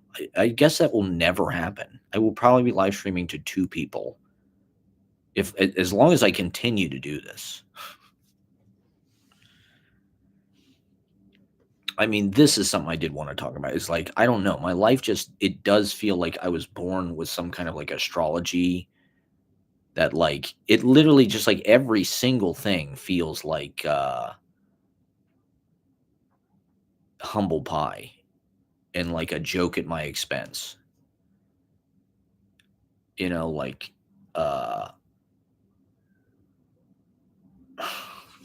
maybe that's just an effect of the internet or like Instagram and shit is constantly just like pushing your buttons and trying to show you like, oh, here's this other thing that you had nothing to do with, and it's what you want, and look at what a big success it was, and look who liked it. And I guess maybe you start to read that shit into other part of your lives, but um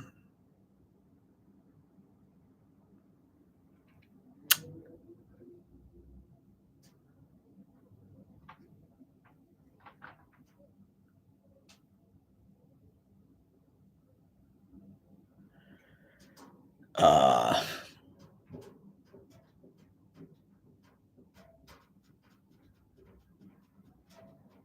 I mean, with Ashley, especially like this job thing, like I'm happy for her to have the job, but it's like it's literally exactly what I would do for job, I guess, if I, because it's like I had this idea probably about 6 months ago or something about how I was going to go to a different New York public library every day, just as my homeless kind of vagrant ass, as a place like Wright. That was my idea.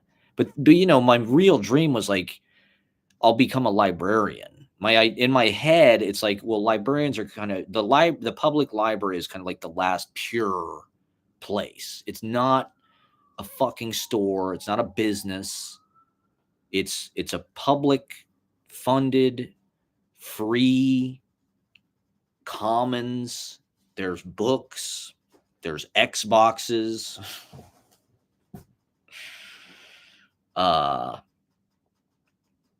So I'm idealizing it, to me, all of these people that are like booksellers in New York, I don't like that. I don't like the commercialization of literature, particularly post pandemic. It's become way more of a seller's market, I guess, where it's like the cost of used books has gone up so much. It used to be something that I, as a like person that wanted to just sort of scrape by financially, or did like could participate. I could buy just by kind of like scouring 50-cent paperback or dollar paperbacks. Now it's like everything is marked up. The internet has revealed the true value of everything. And also they just charge more. Books that used to be $1 are now $5. And so I feel kind of alienated from it. And I also just don't like that these people that own bookstores have all this fucking clout. Like I was in Molasses the other day, and it's like, I guess I'm just jealous. That guy's got the ultimate like perch. It's just like it's this cool little store. It's right in the middle of Bushwick. He probably makes shitloads of money, and they're just sort of like an acknowledged like literary whatever. And I don't know, just capitalizing on the like aesthetic of books, particularly now with all these celebrity book clubs and the literacy crisis. Books have taken on this weird status symbol, Instagram, conspicuous intellectual. They said like intelligence or something is the new status symbol, and it's like, I don't love that. Part of what I liked about books, half price books, right, and shit like that was like, it was like indie record store culture. It was funky. Smart people were attracted to there. It was like a meditative environment. It wasn't some capitalist exploitation scheme where like, yeah, let's charge $75 for this fucking vintage Mimeo or whatever.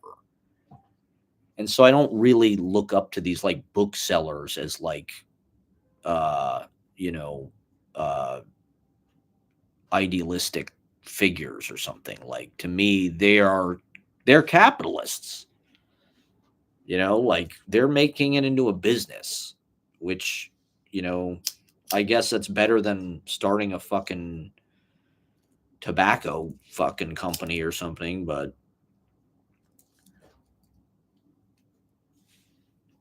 it's just more elitist bullshit. And to me, it's for everybody. I also just the model of like collecting books. You have to have, as I've become more of an adult and less financially solvent, you realize that just like when you buy those books, you're not just buying, like, you have to pay for the space to keep the books, and you have to be able to maintain that space. Like me, I've had to move, 5 shelves of fucking books through all these different apartments. And at a certain point, you're just like, I don't even read these things. I sort of have them because they're like a collection. They're in my library and I love them. I wish I could just keep them somewhere and just be done with it. But like, it's really a huge pain in the ass, actually, maintaining like a big book library. Like as an artist or whatever, I did need it. But like now I'm like, why not just go to the fucking library? Like I can go to any library, read whatever I want, and then leave. And it's like most of the books I own, I might look at from time to time, but like they're more like reference. They're like some obscure poetry thing that's like it's hard to find. So it's like, yeah, I need. And then there's some of them that are like shit that I just refer to all the time. Like Joseph Taravalo or something. It's like something you just look at, you want that next to you because it's continuously interesting. There's certain work like that, but like it's a class thing to be able to maintain this huge library. And now, right, like it's impossible to afford a fucking apartment anywhere. So it's like, how are you going to maintain some big book collection? You got to be fucking Kaya Gerber. And so I was, in my head, I'm thinking I would love to get a job at the New York Public Library. That would be like, I'd love to work at Jefferson Market. That would be like the most honest. Now that the minimum wage is going to be $35 an hour or whatever, it would be the most chill. It's not a fucking corporation. It's not a business. You don't have to sell anything. It's free. That would be like, and then my other idea, right, was go to a New York different library every day and like write in a different library, go and just visit all the different libraries, the different neighborhoods. There's some really fucking nice libraries, right? Like, I thought it'd be a good project. So then, lo and behold, Ashley, she just got back from her writing residency in France. And she applies for this job at the New York Public Library and gets hired. And what does she do? She goes to a different fucking public library every week and like gets paid to fucking, I mean, she works with children, but it's like, probably half the time she's probably just sitting there. Fucking, she can read, whatever. That's just one example of like, I don't know. I mean, I don't necessarily expect like opportunities to fall into my lap or anything, but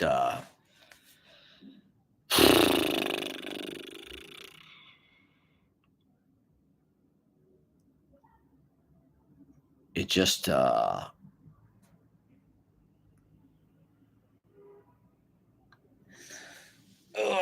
it feels like everything is a fucking like insult. It's a slap in the face. It's a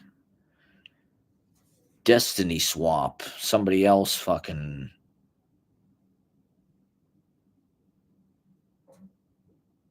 succeeded or is doing something it's hard to talk about specific examples of this. Okay. Or like the thing where the guy said I was a failed poet. Like I come down from the open mic, we're on the second floor, I'm hanging out with all these fucking clown people. You'd think they'd be nice. It's not like they're not nice, but like there's hyper like I don't know what the hell was going on. I mean, it was a dynamic within the group that really had nothing to do with me, but it's like, I'm constantly having people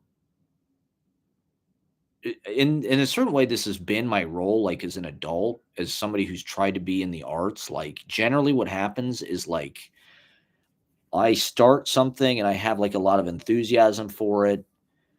And, like with Audible Detonation, it was like this. It was like, it was really a band that I started. And, because I'm comfortable on stage and I sort of like, that's always been kind of like the place where I feel like, that's where I need to be, or that's where I want to be, or that's where I work in a way. Even as a little kid, always felt that way. I always felt like, I know what that's like, whereas like my friends were like normies for the most part, so like it felt like I was bringing them into something that I was like comfortable with. And I had energy and ideas and,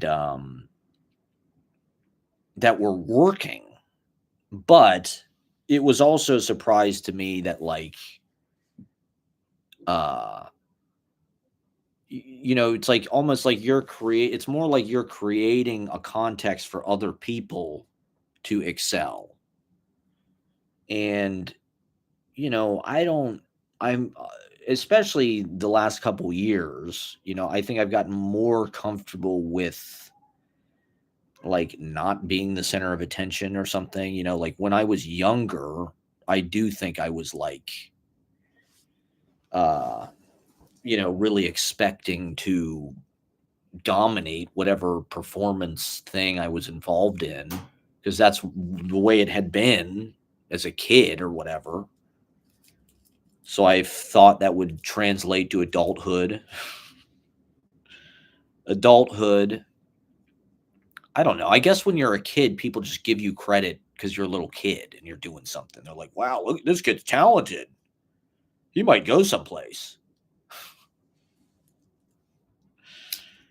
But when you're an adult, it's like, people don't really, you don't get credit just for being like fucking cute or whatever, or a kid. It's like, you got to be good. Or I don't know what the fuck it is. I don't know what the hell it is.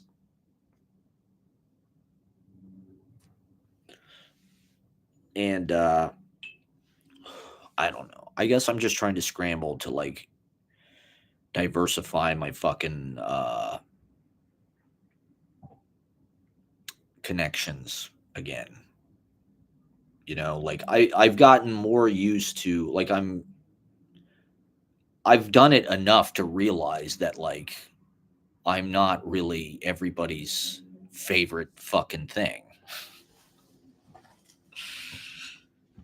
Uh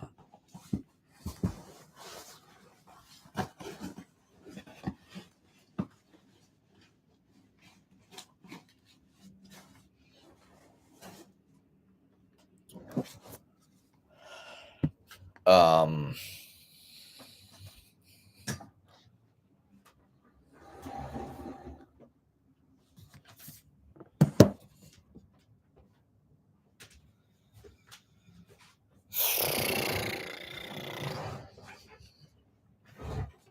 uh,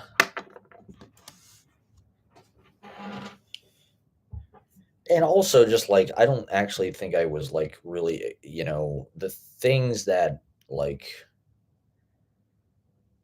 uh you want to get from being on stage are actually you can get them. Like you can get up, you can get attention, you can get applause, you can get friendship, you can get camaraderie, you can get you know money, you can get free drinks, you get whatever, phone numbers. um and to some degree, if you were just allowed to maintain like a status as like a local performer, an artist, that would be enough. Like you don't really need to be like a fucking superstar per se, but it's like in our culture, it's like all or nothing. It's like you're either Jack White or you're fucking some jack off in a fucking uh TikTok video. You're, just trying to fucking or live streaming your acoustic guitar or whatever, and no one and two people are watching.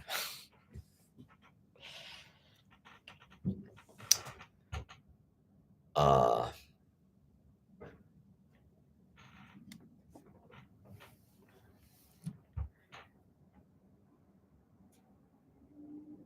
and so I don't know. It's hard to find those opportunities, really. You just got to throw yourself into, it is one of those things. Like it's hard to figure out like what your purpose, when you're young. It's like, what do I want my major to be? What am I going to do for my life? Am I a writer? Am I an actor? Am I a musician? Am I a director? Am I a whatever? Um,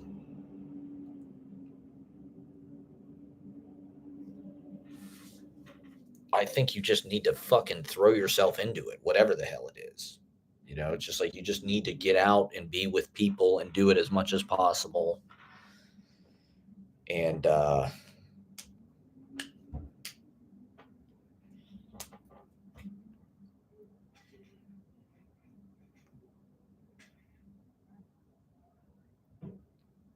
I think for me, I mean, well, with Audible Detonation, right, it was kind of the same thing where I guess just like the pressure of doing it and not getting the respect that I thought I deserved or something was like it was hard for me to be on stage and feel like I was like not likable and like struggling. My voice was like I was still kind of trying to learn how to sing, and I would kind of use it in crazy ways, and uh it was hard when you're a leader of something like that. You really have to take responsibility for like all these relationships and all these people, and I wasn't, at a certain, it's frustrating because it's like I said, it's one of these things that you start the band, but then because of the dynamic in it, people don't really look at you as the leader anymore. They don't really trust you as the leader anymore. They look at, oh well, this guy's actually, and Zach kind of fucking finagled the power dynamic a different way. And they went on to continue to play and things, but I think it was a lot less interesting. And I don't know. I think like as a collaborator, I don't know. The things that I'm bringing to it are not always. There's sort of like a thank. I don't. Maybe everybody feels this way. I've been thinking about like Mad Men. It's like they all feel like they're undervalued or overworked, or they're not getting the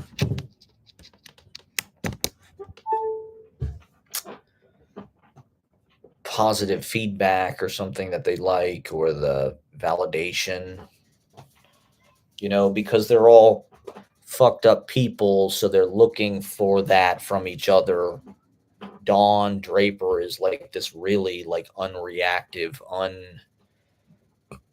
unloving father, or he's not like this overly complimentary.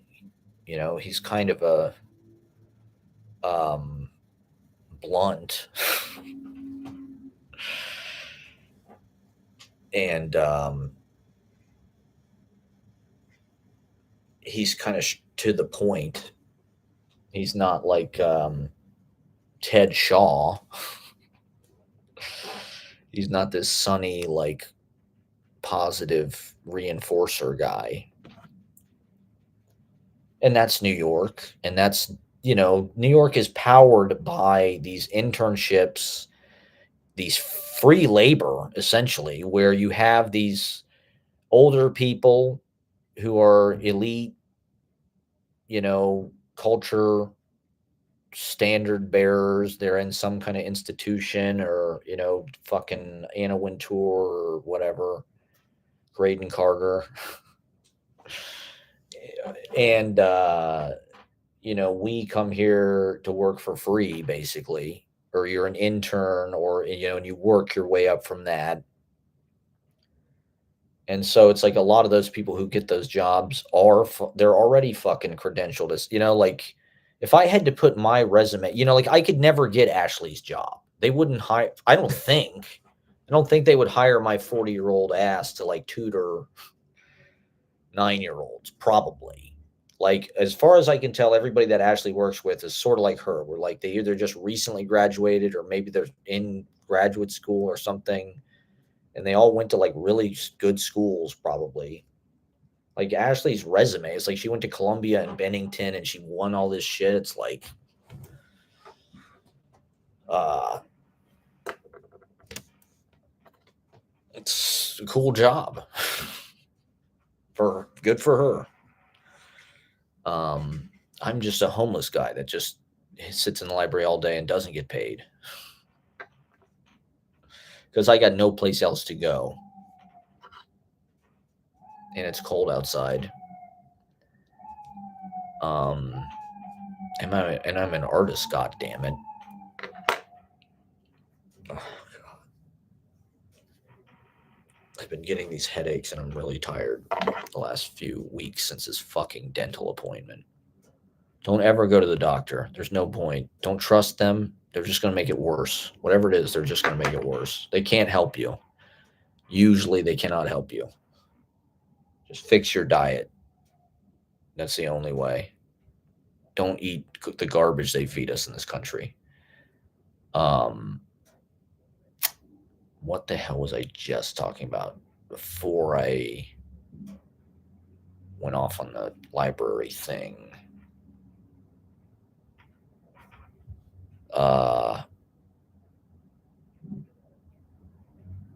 We were getting into some good stuff. What the hell was that?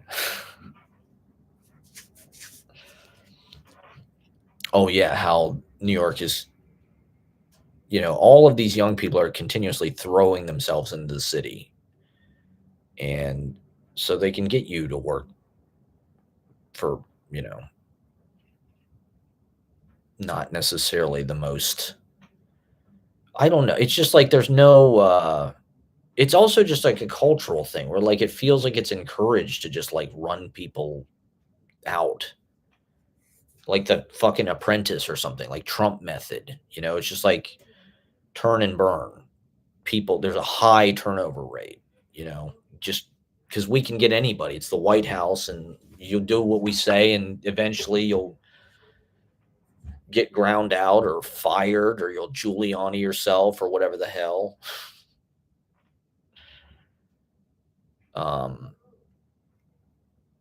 I don't know. It would be nice if there was like they wanted to maintain like your fucking, relationship, like, and they valued you as a worker and like tried to make that clear. Somebody was saying something the other day about how they're what the hell was it? Something about the city they used to fucking, and this is just like a cultural thing. It just feels like it's harder to share. It's harder to make like big meals for people. It's harder to feed other people, have guests and feed them. Everything's so expensive, and it's like you can barely make enough food to feed yourself. Somebody was saying something about the city. I don't remember. It was some fucking TikTok comment or something about their boss, would like do something for them to like show their appreciation and like make sure they wanted to stay.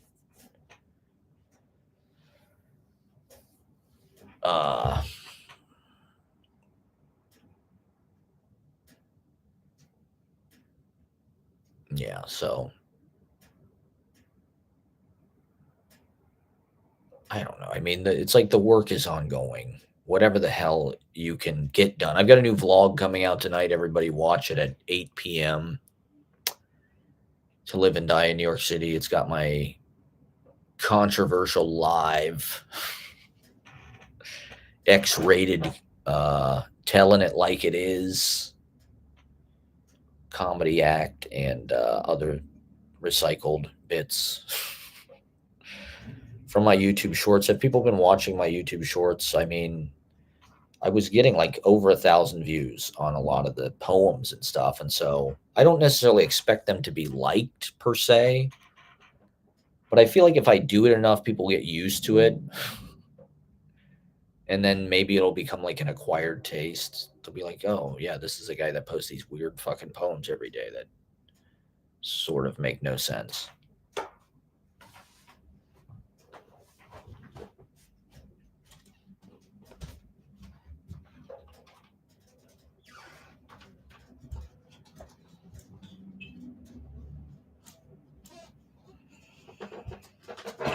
Oh my God, should I get off now or should I just keep yapping until, I mean, it's only 5:30.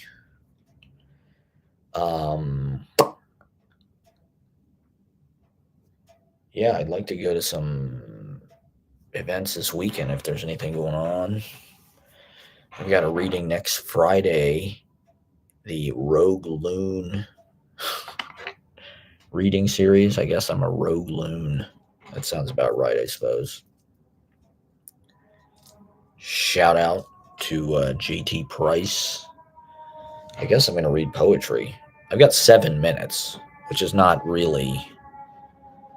That's great. I'm stoked to do it, but I'll figure something out, I guess. I have been writing a pretty good amount of my sort of solipsistic AI slop. My AI slop video poetry. And I need to hit that subway karaoke. I think that's where my real future is on the streets and in the subways, just bringing joy and smiles to people's faces.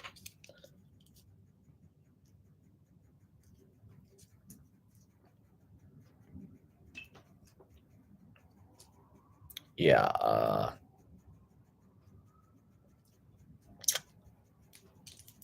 Who knows what 2026 will bring? It's like some weird hill. I don't like the look of the year 2026. I mean, 2025 was actually a pretty badass looking year. Just like the way the year looks, it's kind of iconic. 2025. I mean, did anything really that great happen this year? I mean, it's like been the last couple years. It's like a lot happened, but uh, my life is so domestic and just sort of like uh, uneventful for the most part. It's pretty chill. I'm kind of at a remove from all of the hot cultural action downtown. Uh, and I don't know. Is it too late? Is it too late for me? I don't. I just don't know what. I mean, I'd like to believe there's like a cultural explosion that's still there, waiting beneath the surface. Uh, I don't know. I guess I don't know what that would be. At this point, it's like everybody's doing this. Everybody is making video essays or streaming, or I mean, people are vlogging in way more advanced ways than I ever dreamed of. So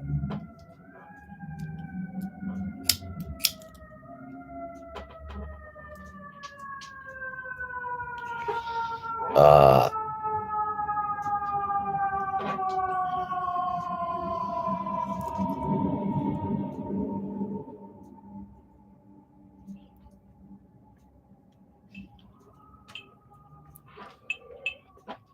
yeah, I'm excited for this reading.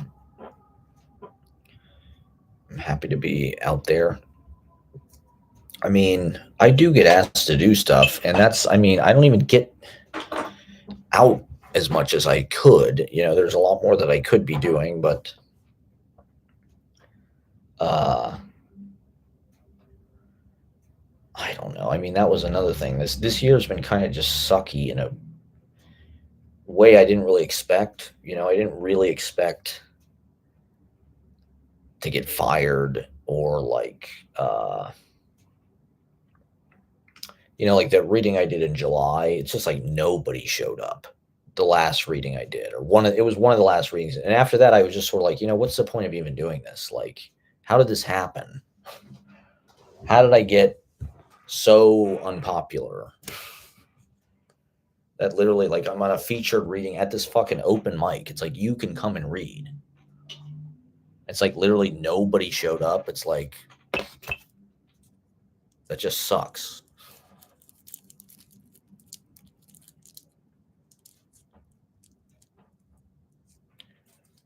And I had a guy the other day. I was over at my friend's house, and I know him from the open mic. He's performed on the open mic. And my friend said something about how I was a poet. And the guy goes, "Oh, Matt, I didn't even know you were a poet." It's like my life is full of just like countless things like that, where it's like, I don't know how do things get so, it's like a test. It's like one long shit test of just like you have to just like let all this stuff slide. Like if you get offended, if you get butt hurt, if you try to fight back at all, I don't know. It's just endless, and it makes you look like, it just makes you look more insecure and more um confirming whatever the hell it is they're saying.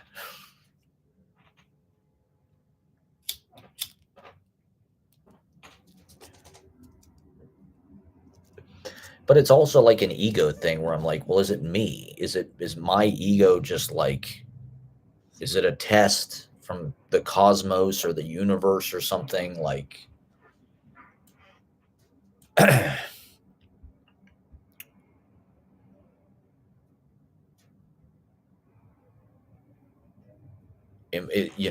am I getting offended at everything or taking everything personally because of my sense of how I want people to perceive of me, or what I'd like for them to say, and they don't react the way I want them to react, or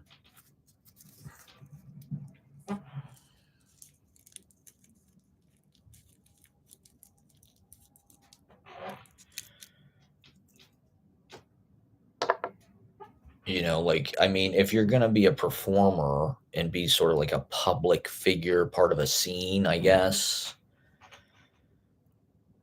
uh, there's going to be opinions. People break off a little piece of something that happens, but that's also to say, like, word of mouth, like, really is how things work. Even still, the internet is sort of just like a technological word of mouth. And word of mouth is like the ripples of whatever energy, whatever you're creating. If you create something really impressive that moves people, or, you know, touches whatever, I don't know, then the word of mouth kind of travels. But you're subjected to word of mouth in that, like, people's opinions in whatever era, the life of a thing, it's constantly shifting, it's constantly changing, and so people's opinions about what you're doing and their opinions about you are constantly, it's frustrating if somebody looks at you sort of with respect, or even like a kind of awe, and then they decide, oh, wait a minute, this person's actually a piece of shit, or they're not who I thought they were, or that's a common thing for me, for people to sort of look at me like, sort of with like, wow, this guy, wow, and then they sort of like regret it or something. So like, wait a minute, Matt Parker's actually like a piece of shit. He's actually like a fucking narcissistic dweeb, drug addict, loser, creep.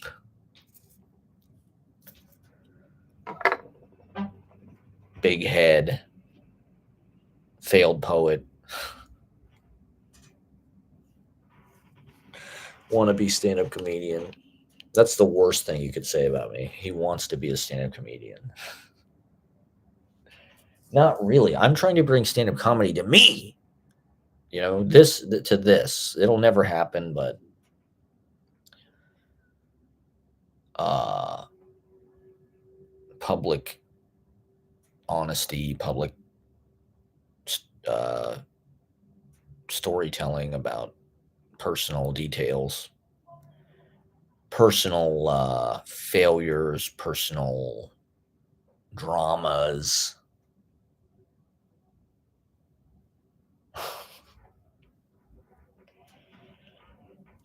So Ashley does about 5 or 6 readings for every one that I do, if maybe more than that.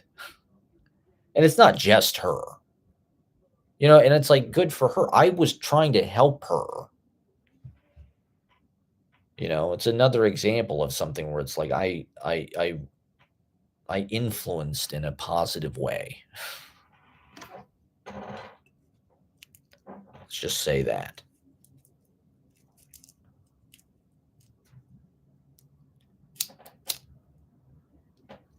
But did I get to be the fucking, center of attention? Did I get a book that came out with my face on it that was written up in all these blogs and shit? Like, no. Do I get to read in colleges? Do I get to go fucking speak at fucking Fordham? I mean, all of the worst people I know like spoke in colleges. Well, that was another thing. My buddy who was in Audible Detonation, the band that I started, it started him on his way. From that, he started a recording studio. And from the recording studio, he started a video production company. And then I worked there. But when he had the recording studio, it was like pretty successful locally. But it's like he had all this family wealth to sort of like be a safety net. You know, whatever he needed, he had a resource he could go to, which I'm sure helped. And so they would invite him to like speak in fucking colleges and shit to like students to try to teach them how to like be successful. It's like, give me a break. It's like step one, have your parents be rich as fuck. Step two, start a recording studio. Step two, meet Matt Proctor. Get ignited artistically and with your life, have your life force be sparked into being. I feel like that's sort of like my job or something. Is like I help people sort of get it turned on. And then they go on to do something else. And I sort of live in that like beginning place or something.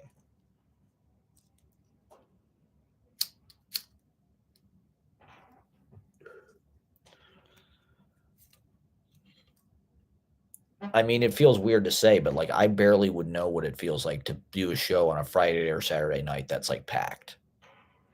It hasn't happened to me that many times in my life. I haven't played that many gigs with like, more than 50 people.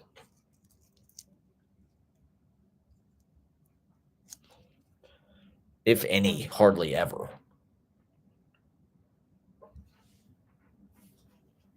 And even though I've been doing this consistently, I don't even know what my act would be. Like, what the fuck would I do? I'm thinking about doing this show at Pete's Candy Store. It's like, what am I going to do? I'm going to do a little karaoke, do a little poetry, do a little comedy, do a little physical.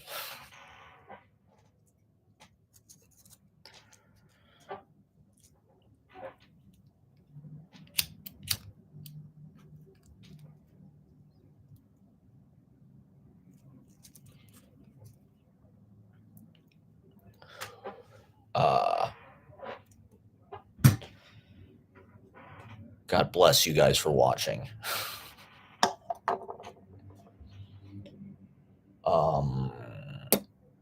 I think we've touched on some good topics today. We got some good things out there. I mean, maybe it wasn't the most breakthrough. Well, I don't know. I'm trying to be more personal, or like these are the things that I've been battling with.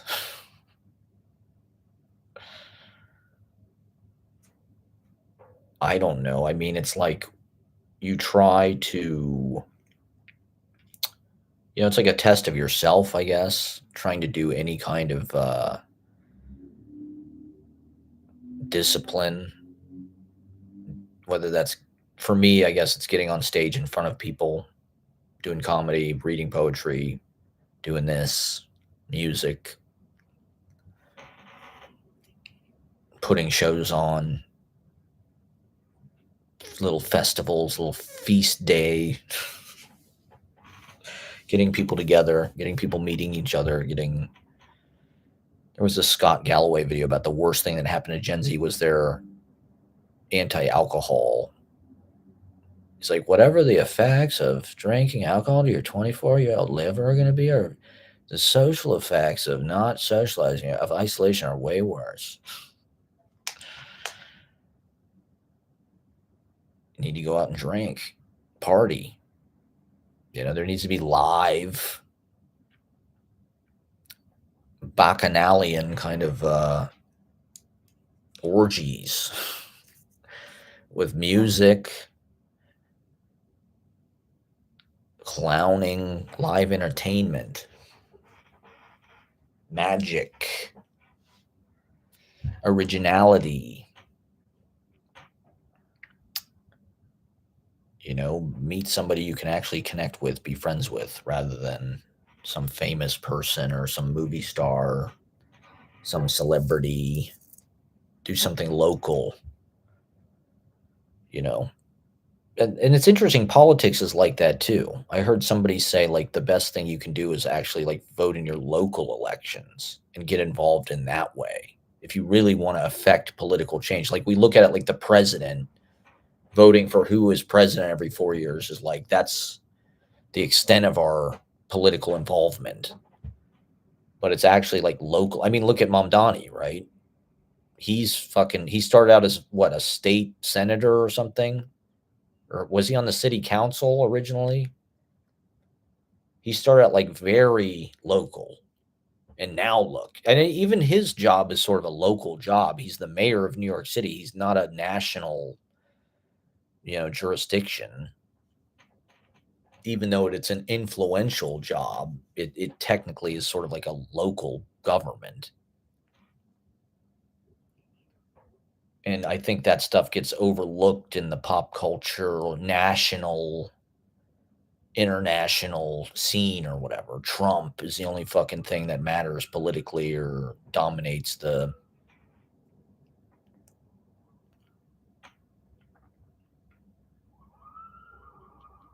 It can just feel, and I don't know. I sort of have a romance. Things like community theater, I think, is actually, I don't know. How do we glamorize that? How do we, I mean, in a certain way, it is like your high school musical or whatever is like this local kind of phenomenon or like local media in a way. The whole town kind of gathers around it and it can make you sort of like hot or a local celebrity or something. But it's like there's people that like need that. They need that. They're weird people, they're performers, they're exhibitionists, they're artist types. They need to be seen. They need to be incorporated into a sort of a family or something, a artistic enterprise. People should write plays that they put on. Why do Shakespeare? Why do Chekhov? Why do Escanaba in the Moonlight? Well, I guess that's local. That's a good. If you want to do Escanaba in the Moonlight, that's good. But write your own shit. Write your own fucking songs.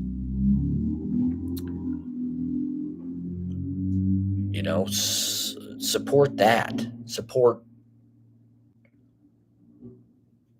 The internet and things like TikTok and Instagram and this really they enable that actually. Like we all do have an outlet. We all do have our own broadcasts, empires, channels.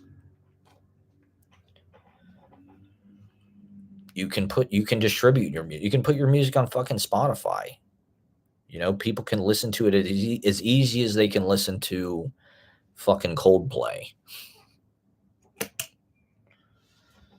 that better?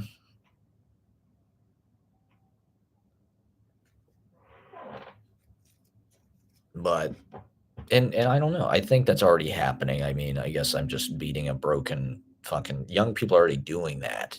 People who are on subway takes or like that. amongst the people in New York, it seems like those are the people that are really like famous or something. It's like people who are, have 100,000 Instagram followers who are like writers, or probably they dabble in poetry, but like they're just kind of hot. They have shitloads of followers because they're hot. They're written about in all of the most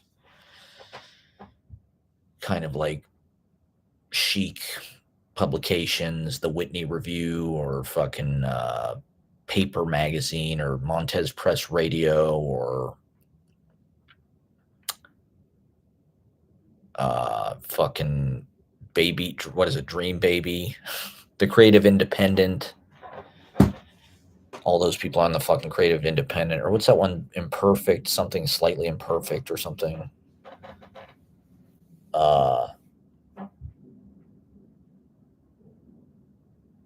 There's Dream Boy Book Club, but then there's like Dream Baby Press or something. They're kind of similar.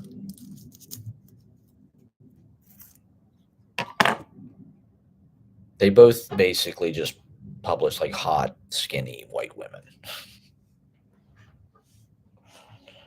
in their underwear who also write poetry, who write like pithy internet witch, kind of Tumblr witch poetry. But like very like, I don't know, consumer mall oriented, minded. Everything feels like kind of like a makeup counter. Talking shit on the internet as a nobody with 280 fucking Twitter followers.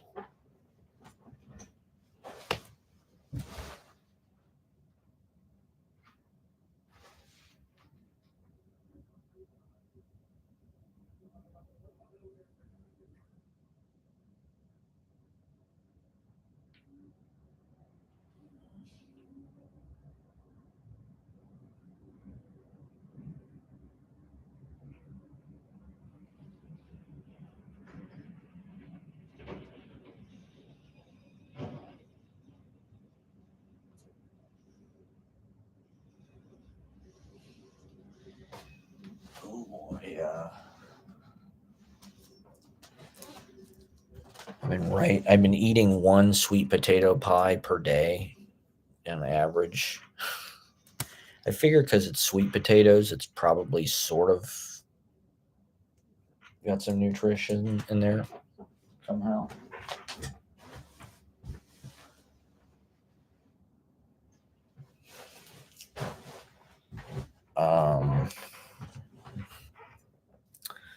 That's where I'm at in life. I'm sort of buying out all the inventory of what's left over from Thanksgiving and eating it one day at a time. This is my writing time. I probably should be writing a play or something. I don't really care about mainstream success. I don't even, the way that I look at what the New York Times, for instance, tries to like write about or profile, I'm like, yeah, I just probably don't fit in with their vision of like how they want to portray the culture. Like, I don't have an online audience. I'm not an influencer. Like, I'm sort of like an exennial. My ideas probably would have been really good in like 2008. That's how I feel when I do comedy. I'm like, this would have killed in 2008. What the hell do I say to be like relevant? I don't know.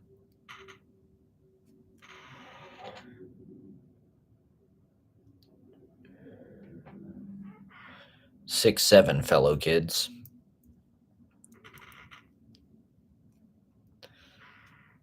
All right, Ashley's on her way home now, so I'll get off pretty soon. But I think, I don't know. It's more important to focus on just like making the thing Like this, especially with the internet, it's like you're kind of plugged in everywhere. I mean, some places are better than others, I guess. Like being in Columbus, Ohio is not necessarily the most culturally connected city.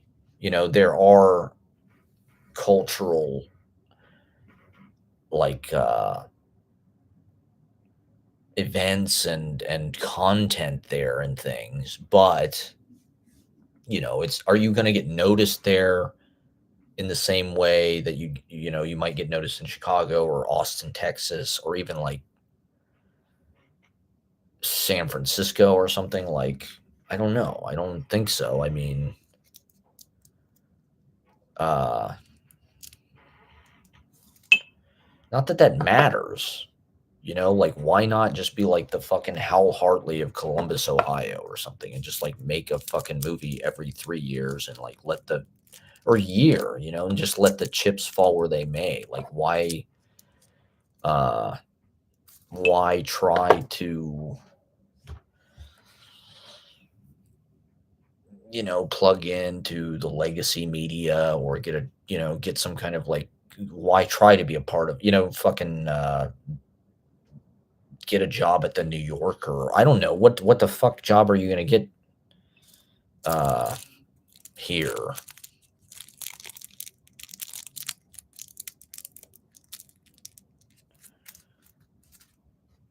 Um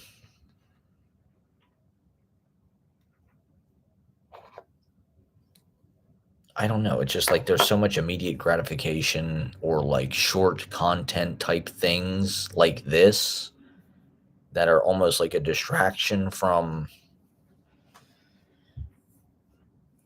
a more substantial or enduring, like if you have a novel, if you have a film, the idea is that that kind of takes some ideas and like imprints them in a way that maybe could be revisited later, and it's going to be more like it's like a succinct encapsulation of like an era, a moment, and it's almost like a time capsule or something. It's like sending that era to the future to the best that you can, and putting all your ideas. And whereas like this feels more like a blunderbuss of just immediacy, um trying to get out like your passionate kind of truths in a more like a direct way, trying to hit some kind of jackpot or connect with an audience, like, uh but we're in this sort of like gold rush or rat race to like build a following. That's where the money is. That's, if you want to be a career, if you want to be an artist or an entertainer or some kind of hybrid of both, they're all kind of in this, like if you're a painter, you're on Instagram, same as Ivy Wolk or whatever. I guess, or who's that chick, Rachel Sennott? I think she kind of started as like a Twitter fucking person. And then she made a movie and then another movie, and so it's like she sort of has she has a body of work that's not just like a bunch of fucking posts or live streams or whatever. It's like it's all uh authority of the medium.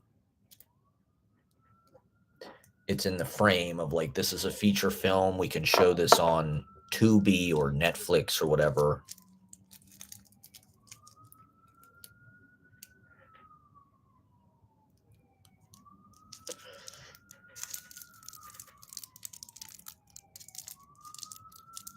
We watched this fucking movie, The Grinch. It was what was it? The Grinch who something bitches, The Grinch who stole bitches or something.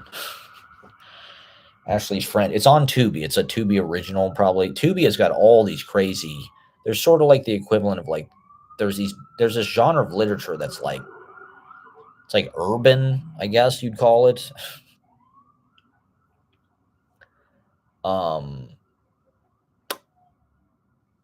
and so Tubi has all these movies that are like they're kind of,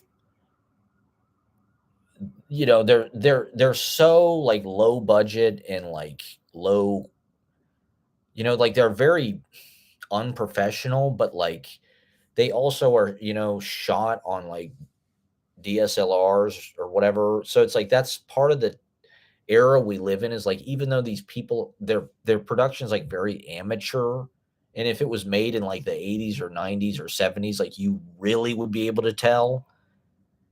Whereas like, the cameras and shit look pretty cinematic, and they've got gimbals, and so even the movie, though the movie is like super unwatchably amateur and just like bizarre. This guy's he's in a Grinch costume, like from the neck down. And then he's got like red contact lenses in. So he looks insane. But it's just like a Grinch costume that you'd buy like at a Halloween store. It's not like a Jim Carrey Grinch costume. It's very, very extremely low. And it looks like a porn. It doesn't even look as good as a porn, to be honest. It looks worse than like a lot of the porn that has been made recently. Like somehow the acting and the quality of the fucking lighting and shit is worse than porn. Oh no, my whole joint just came fucking undone. Why did I even put it in here? That was dumb. Ugh.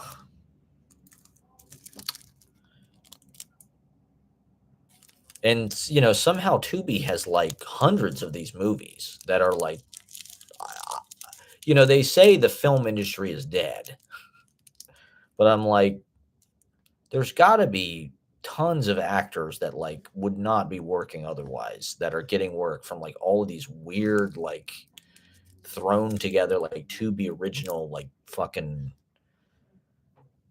ghetto ass. I mean, they're fun to watch, but like, it's not even like a Hallmark movie. It's like a weird exploitation film or something almost, which I like. I don't know. I like the idea of making a movie like fast. There's sort of like this knowledge that like a movie is like takes years, like a year to write a script and a year to shoot and a year to, it's like takes years to, it's like, why not just make it in 6 days? Why not make it in, like 48-hour film festivals? I've always wanted to do a 48-hour film festival.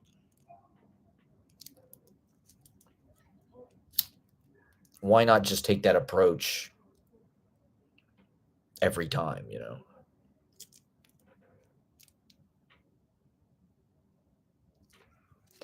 I mean, that's what my vlogs are about and shit. And like I said, I have a new vlog premiering tonight.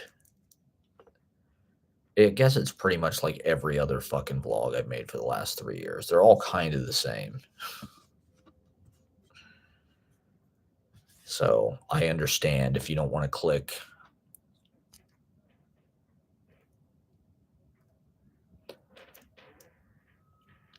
I don't know. I mean, I was sort of the mind that like equilibrium or just like consistency and balance is like not a bad thing to have in life.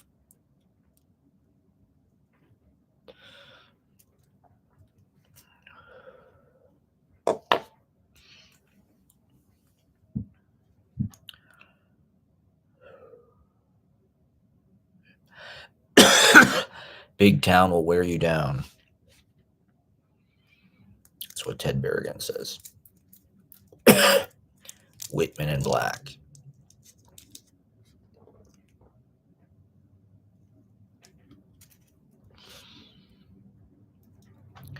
Bill Maher was on Dana Carvey, David Spade podcast, and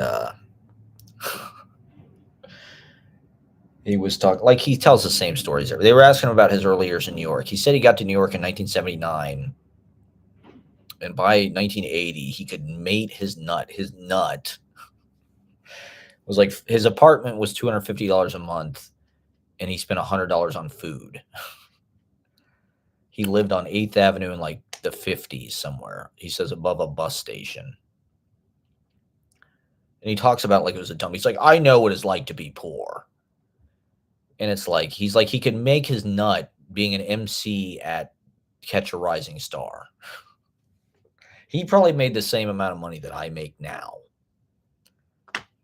And it's like, this is something that like boomers don't really understand. Is like, there's no way to do that anymore. Like Bill Maher kind of takes it for granted that like he could have that laid out for him to build his career. There was an economic circumstance and a cost of living that like he could go from Cornell. He talks about how poor he was. He's like, oh, I was so poor when I got to Ithaca until I got to LA. It's like, yeah, you were poor, but like you still lived alone in like Midtown Manhattan. You could walk to fucking Catch a Rising Star.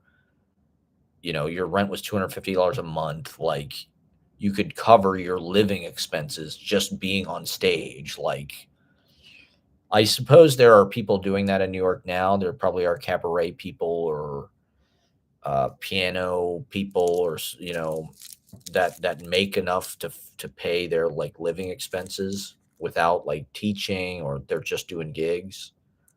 I'm sure there are some people that do that in the city. I mean, especially if they're touring and things and they're like famous and shit, obviously. But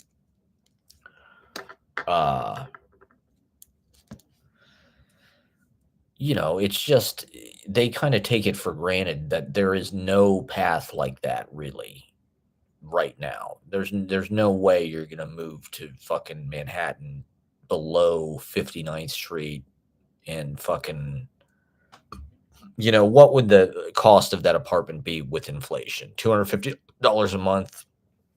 With inflation, it'd be like, you know, maybe $1,000 or something. It wouldn't be what that apartment is now, which is probably, you know, $4,000 a month or something. So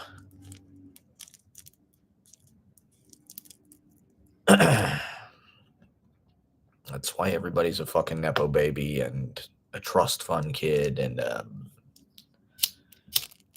their parents are paying their rent and blah, blah, blah. Their parents are oil tycoons, or they work for Halliburton or BlackRock or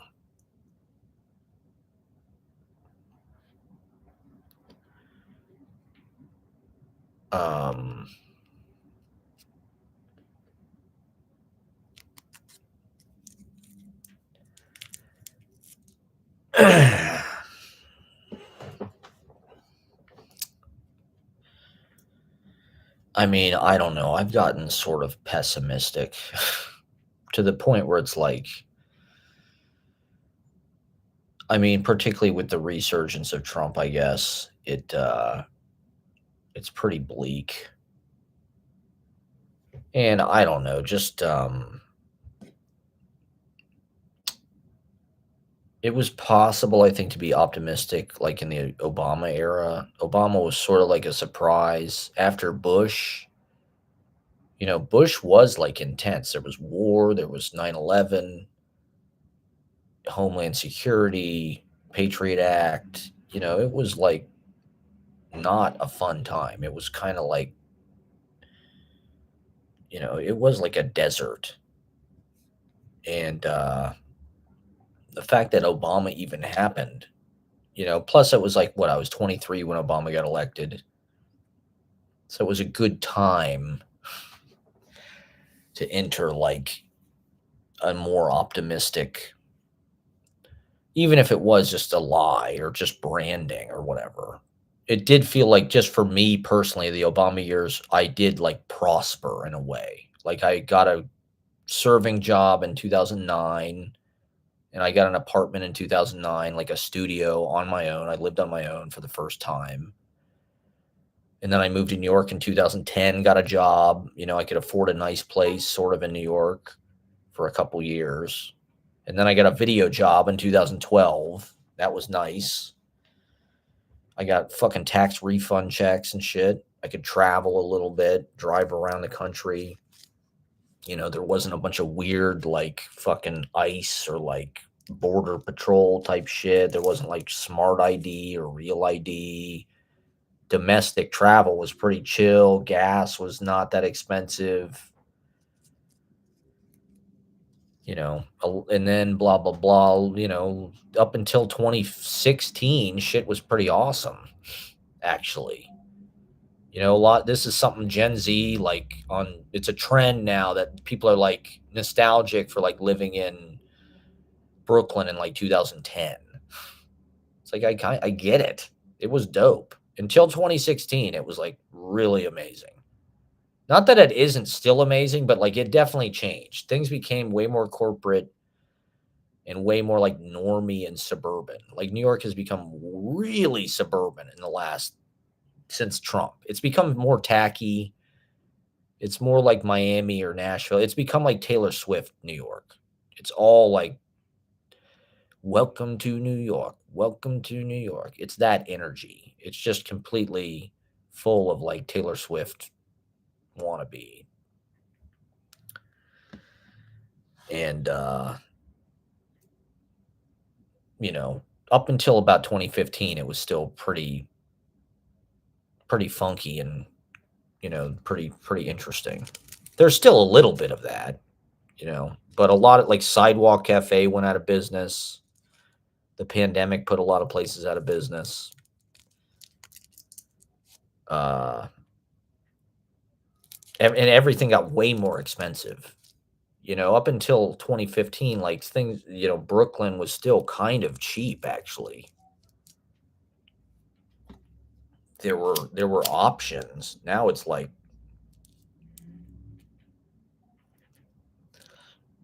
it's more expensive to live in a lot of places in Brooklyn than it is in Manhattan. People would rather live in Gowanus than, like, the Upper East Side or something. They'd rather live in Fort Greene or Brooklyn Heights.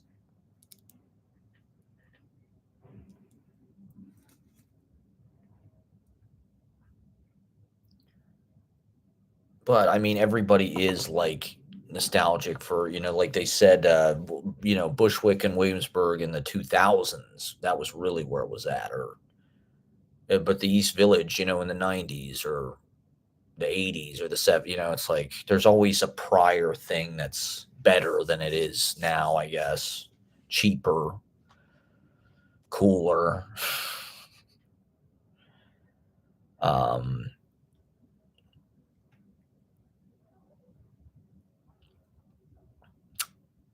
why the hell was I talking about this? Why was I reflecting on this? We went to this fucking Peruvian. I actually wanted to get Peruvian food, and so we went to this fucking Peruvian restaurant, and it was like, it was near Barclays Center. I don't even know, is that Prospect Heights, or it's like Park Slope, but like the north part. There was this bookstore, Troubled Sleep. It was on 6th Avenue, I think. It was pretty nice.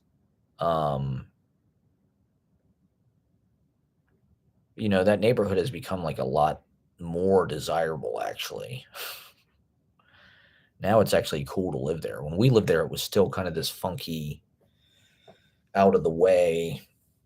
Everybody wanted to live on fucking Bushwick.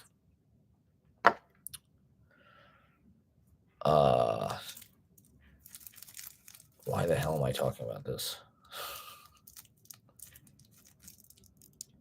Why?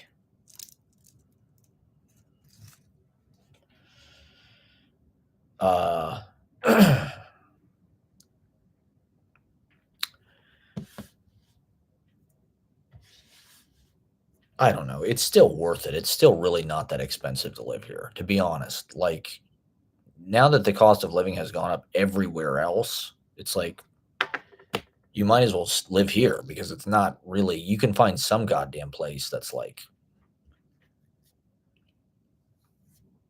$800 a month, maybe, probably. Um, And you're really paying to like have access to all of the dynamic people and rooms and venues and events and culture and food and blah blah blah. It's all still you know, conveniently accessible. The subway is still like the best smooth ethical way to get around. So I'm trying to launch my karaoke act. I'm going to go do it down in the subway one of these days. Maybe tomorrow, I'm not sure. I haven't done any shows since Monday. Monday was the open mic. Last week I did what? Wednesday, Thursday, Sunday. I think I did Wednesday, Thursday, Sunday. I did Grizzly Pear on Wednesday, Hotel Edison on Thursday, and Lovejoy's on Sunday. Uh, in addition to every Monday doing 4 hours, we had a nice show this week. We had shitloads of talented people. I mean, I've got a huge list already for next Monday. I've got 40 people signed up already. And we had a lot of new people that were like super interesting. This guy, Nils, shout out to Nils if you're out there. They were really interesting. They had a really nice pocket and combination with their sound. I encourage people to check that out. Um, yeah, I had some new clown people. We had the pooping contest. I encourage people to watch the pooping contest. That was legendary. Wait for it, legend. Wait for it. The pooping contest. What a brilliant conceptual. Shout out to Joe the Swan. Now that is a fucking good idea for the stage, the pooping contest. And so I don't know. We're lucky. We're lucky to have all of these different scenes sort of melting together. Writers. A lot of the writers we get are from other states, and like either they just moved here or they're on vacation or something. And so it, for them, like reading at KGB, I don't think they have a fiction open mic. Like they have a poetry open mic. I guess you could read fiction there, but if you want to read fiction at KGB, I suppose we are probably the best way to do that, or the most easy way to do that. And so we get a lot of people, like I said, we've had really impressive. We had a guy from Harvard, Brown. People come from, English programs all over the country. And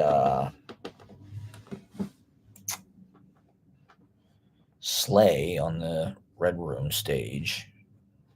But then we have the local open mic kind of troubadour people, guitar people. I mean, it's hard because I have so many regulars and they all know the drill and they all want to get in early. But it's like I kind of, I have to showcase new people while I have the chance. I have to let new people in. There's only so many regulars that I can get up at a good time. And I can't put the same people up every week early. There's some, and particularly there are certain people that won't go after like 11 p.m., let's say. And so they literally never go on later. That's not really fair. It's like if you want to go in the first 2 hours, you have to sort of be willing to go in the last 2 hours. Like we've got to kind of rotate it. Although I will say we've been having more people stay later. Like, to be honest, the show we did Monday, there was still an audience at the end. There was still probably at least 20 or 25 people in that room. Like it wasn't the same audience. A lot of the early audience left, but like people, a lot of, and this has been the case for the last few weeks actually, is like we have gotten, like a couple weeks ago, we had these people from Bridge and Tunnel come, and there was like 40 or more people that came in to the open mic at like midnight. So the room was fucking packed, actually.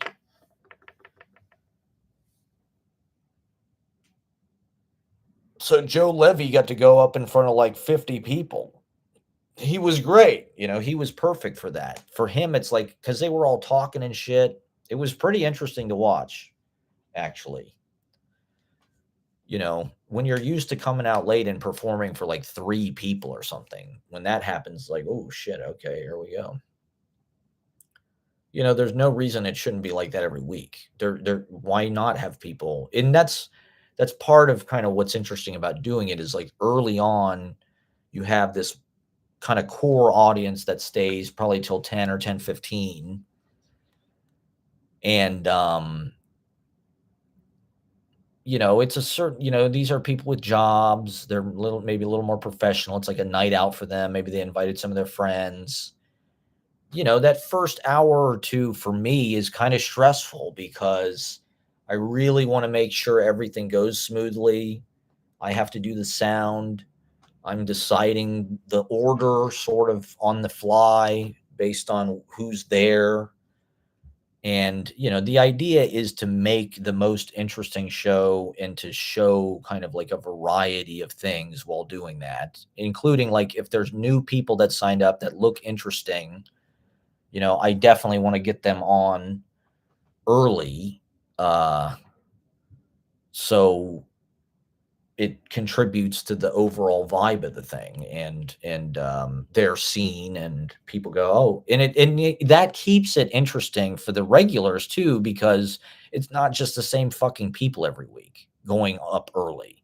It's always new people. There's always new things to see. There's a lot of people that only show up once and do something really interesting. So you get that part of the story too. You get Jim Duff from Kentucky and his daughter. They were really cool. It was cool to kind of connect with them. He's got a great look. He's the real deal. So it's like, yeah, I want to get that on. I want to get people to see that. I want to give them a special night, in the city, and get to perform in front of a bunch of people and get a bunch of follows, and hell, who knows? Maybe there'll be a record executive. Maybe you'll get signed. Maybe you'll get discovered. Maybe it'll be on the Adam Friedland show.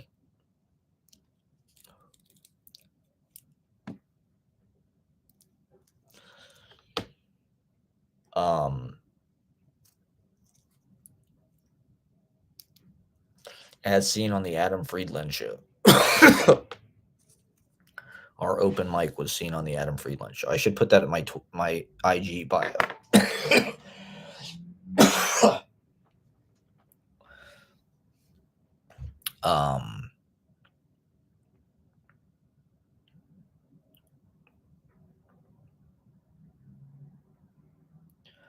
So it's,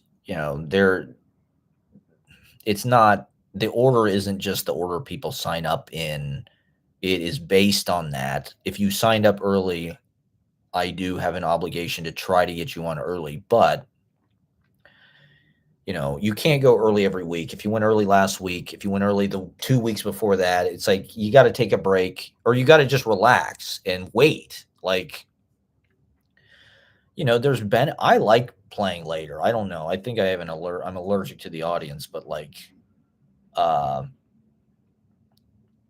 there's advantages to playing later too. Playing early is like, it's kind of nerve wracking. Yeah, you're in front of more people, but like, like I said, for me personally, the first 2 hours, I'm kind of high strung because,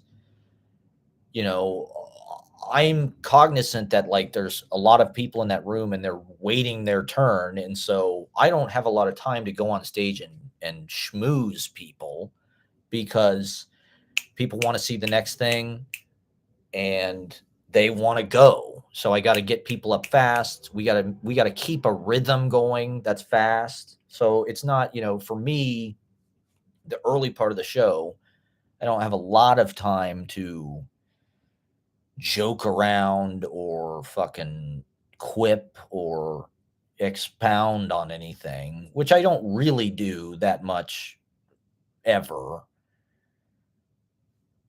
because I do have pressure to get things wrapped up at a certain time.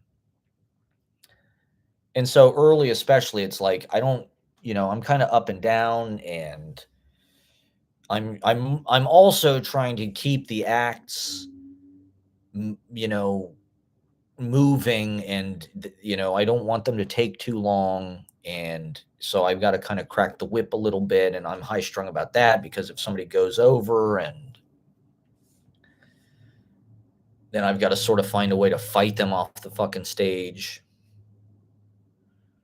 And I don't like that. I don't like constantly having to say no to people, constantly having to beat people back and be like, I can't put you on early. I wish I could put everybody on early.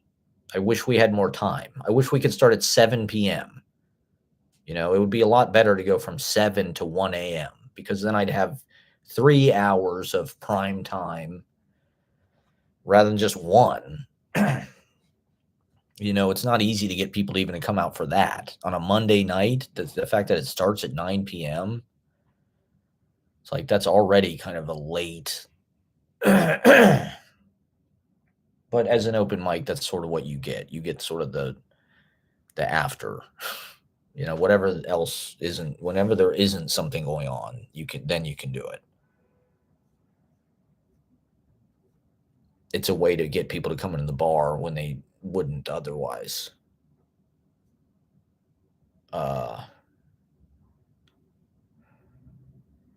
And so I don't know. I'm trying to, by having the most people have the most fun. That is, to me, that's the priority. And so that means, like I said, I'm trying to balance these things. Like I try to put people on early if they went late last time, especially if they went really late. Like we had our friend Cherry Grove Organics come in. He hasn't been in a while. Shout out to Cherry Grove Organics, but he signed up a lot of times and had to go late. Because just like I have a lot of fucking people. And so I was like, I wanted to make sure he got on. He hasn't played in a while. Like he's coming back. Like I know what he does. People love him. And so it's like, yeah, like we want to make sure. So it's like, well, there's one slot right there that's, I've got about, 12 to 15 like prime time slots.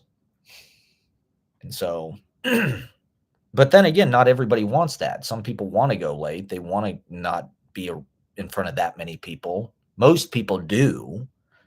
Most people do want to get up early and get the hell out. And I don't blame them. I try to be fair, I try not to put the same goddamn people up every week. And I try to put up, people. You kind of have to wait your turn sometimes. I mean, that's the need. But it's, like I said, it's gotten to the point where I don't think it's, if you stay late, magic can really happen. You might get more time. I try to let the musicians play longer. And late, because after the first wave of people kind of leave by like 10:30 or 11, the professional people, the night out people, then it's like, now we've sort of got a group of people that understand, like, oh, this is kind of a fun hang, interesting, it takes the pressure off a little bit. There's still people in the room. There's still 15 or 20 people throughout the room, but it's like, it's not quite as much like, okay, like I'm getting squeezed to just like keep this moving.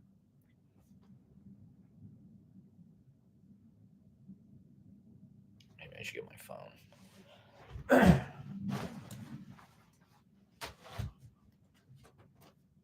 Leaving now 35 minutes ago. Okay.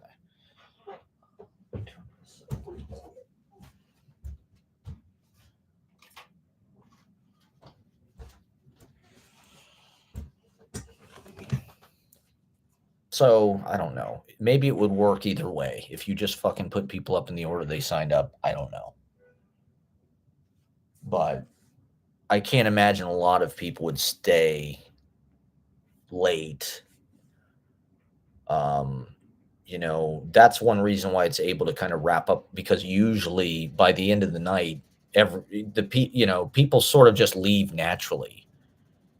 At a certain point, they just sort of go, I got to go. I got to go get back on the train. I don't want to do that to them, but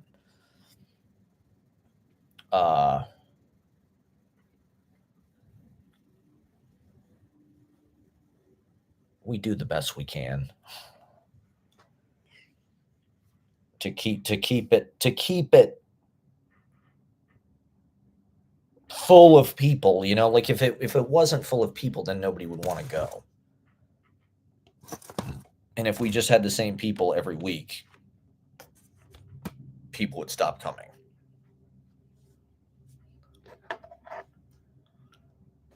But if it's a exciting thing every week and it's sort of different every time, then people have a reason to keep coming back.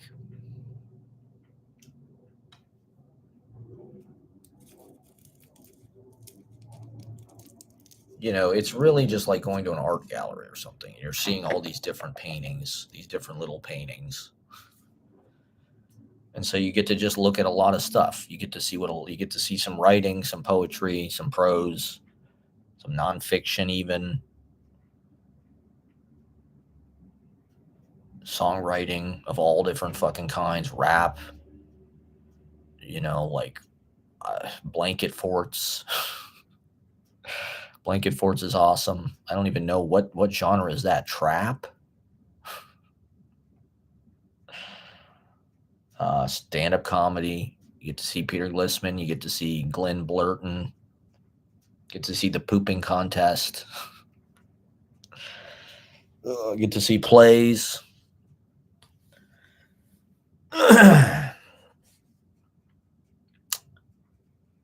Get to see clowns. Songwriters. Acoustic. Loop station, pedal boards. Tribute night, cover songs. Piano. Broadway.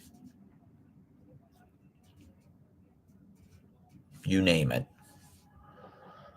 We try to have a little bit of everything.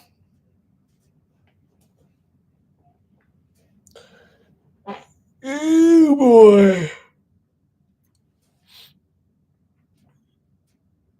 And I don't know, it's just meant to be a place where you can come every week and just see a condensed, the Reader's Digest version of like New York culture.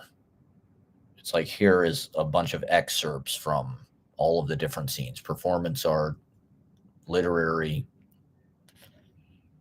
People come from all over the world. I don't know how they find out about it. I'm glad they do. I guess if you Googled it or something, you'd probably find it. New York open mic. You'd probably find it on the KGB website or something.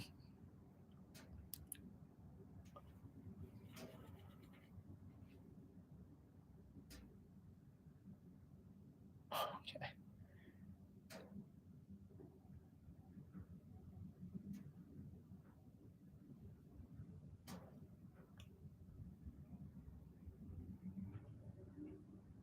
And so you get to see that. It's a place where those two things can connect: the local and the international. That's one of the most fun things about New York. I mean, particularly downtown, it's like you constantly have people, like, this is something I've been seeing more, is like these directors come in and do talks in a movie theater or something, like DiCaprio and P.T. Anderson. How many videos have you seen of like them doing some kind of live Q&A or something in some fucking movie theater? That's fun for them, I think. As actors or whatever in film, that's the point where they get to see how an audience is reacting, get to have contact with the audience and get applause, and at these screenings and shit. They get to talk about their movie. That's sort of like the live gig for them. or they get that kind of, live appreciation.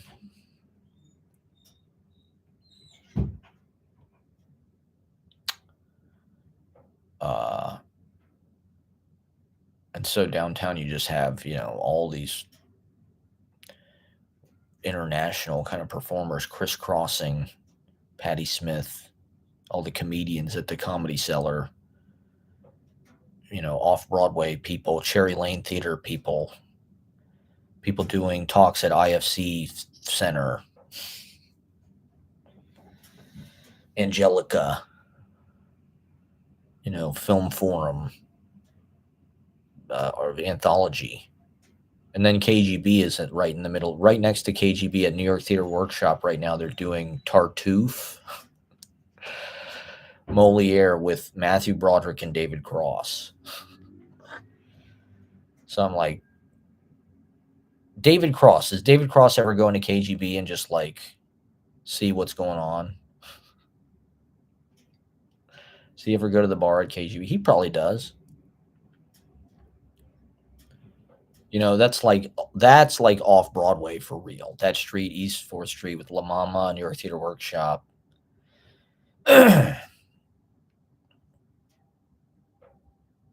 That's like really where off Broadway was, I think.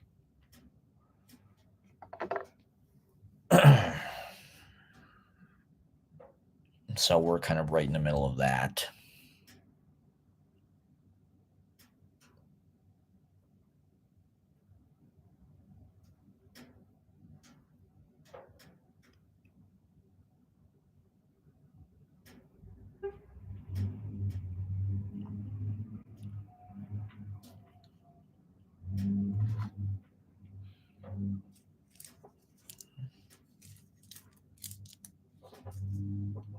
So I've been trying to bring more of that theater type approach. Scripted things, live. Maybe go see Tartuffe with Matthew Broderick. I think I saw Jeremy O. Harris in KGB Bar. I think he might.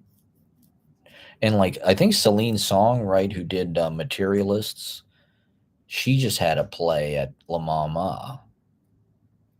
So it's like, I imagine those people go to KGB Bar.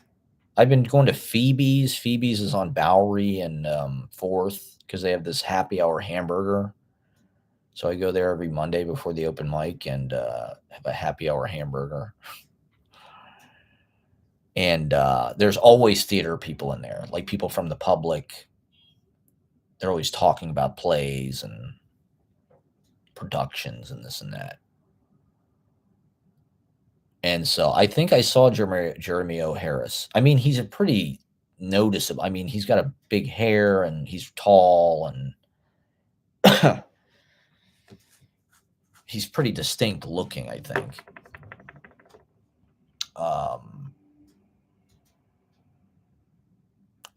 And he just got, I don't know if people saw this, but he just got busted in Japan. I guess they let him go, but he had some kind of, I think he had MDMA or something. He had a little bit. So in Japan, they're like really serious about that shit. So that was not fun for Jeremy O. Harris.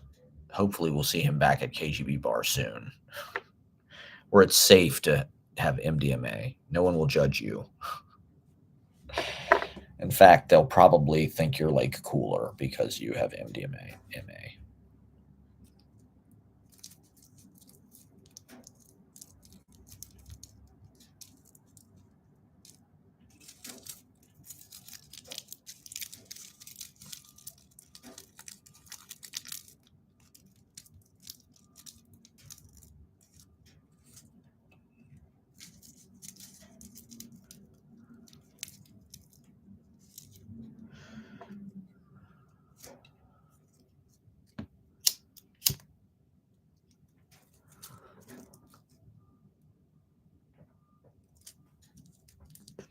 He probably bought it at KGB.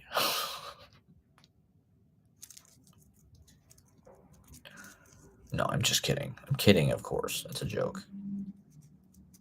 a joke. This is all fictional. Any resemblance to real persons or events is strictly coincidence. This is all made up.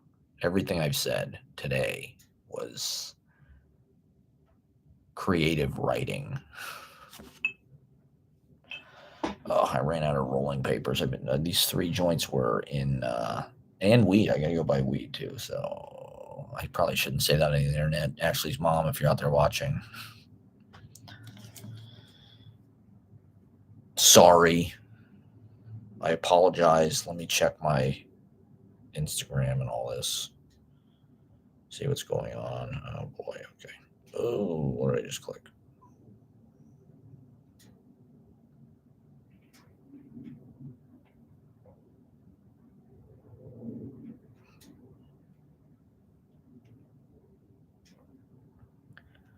Oh boy. Yikes. Okay. Hey now. Yeah, so I'll get off pretty soon. But I'm committed to putting in the work. And even if nobody ever watches this, it's for the aliens and for God.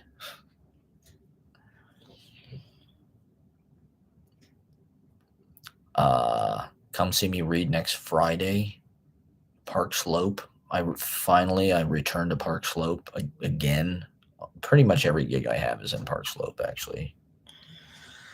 So yeah, we'll be in Pizark Sizlope. I gotta figure out what the fuck I'm gonna do. Did I talk about Guess the Program already? Cornette, Guess the Program. My new obsession is Jim Cornette, Guess the Program. Because all I do is watch wrestling and think wrestling and eat wrestling and breathe wrestling. And Jim Cornette, the smartest guy on the internet.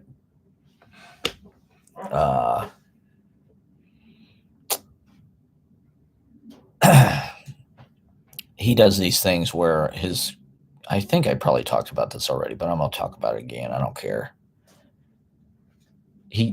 Brian Last, his co-host, has all these old wrestling programs. And so he reads the card, and Jim Cornette has to guess when and where it took place, what promotion and what year. And so it's really an interesting way to learn about wrestling history, because Cornette just he knows a lot. I don't know if he knows everything, but it seems like he knows everything. And so it's a way for him to sort of talk about who these people are, who he thinks they are, and where they are. And it's also, it's a way of making that past kind of come to life and make it interesting, because it's like a lot, specifically with wrestling, it's like you look at it from like the 30s or 40s and you're like, Lou Thez, it's like, what is cool about this? Like, this isn't not as cool as fucking DDP or Jeff Hardy, or what the fuck is Lou Thez, or, even something like, I don't know, Gorgeous George or something. It's like, is that as dynamic as like Attitude Era or something? I don't know. Maybe. And so Guess the Program. It's sort of like Cornette is a historian and a student of wrestling, in addition to being, one of the greatest managers, or, being a participant, being a mouthpiece and the tennis racket, and writing wrestling, producing wrestling, booking wrestling. He knows the business kind of inside and out. He knows it from working in it at all these different places for all these different people at all these different times, working at NWA or WCW or WWF, Ohio, whatever. He worked a ton of different places. Cornette shows up, Smoky Mountain Wrestling. He's but he's also his voice is his accent, his southern accent, and his kind of genteel he's very left wing. His genteel kind of way with words, he really is like a genius of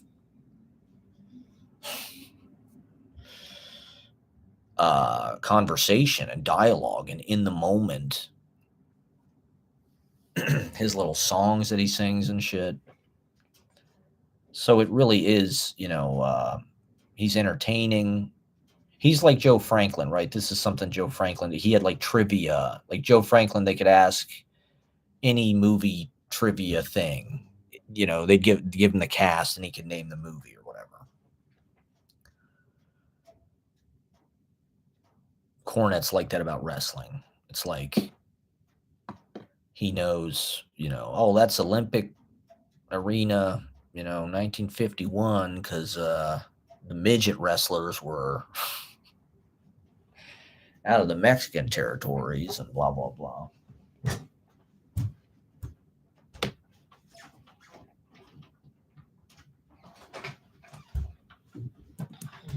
Okay, I think Ashley's here. Hello? Hello? All right, okay, goodbye. Okay. Goodbye. All right, I'm out of here. Thank you for watching. Go back and watch from the beginning. We covered a lot here. We're playing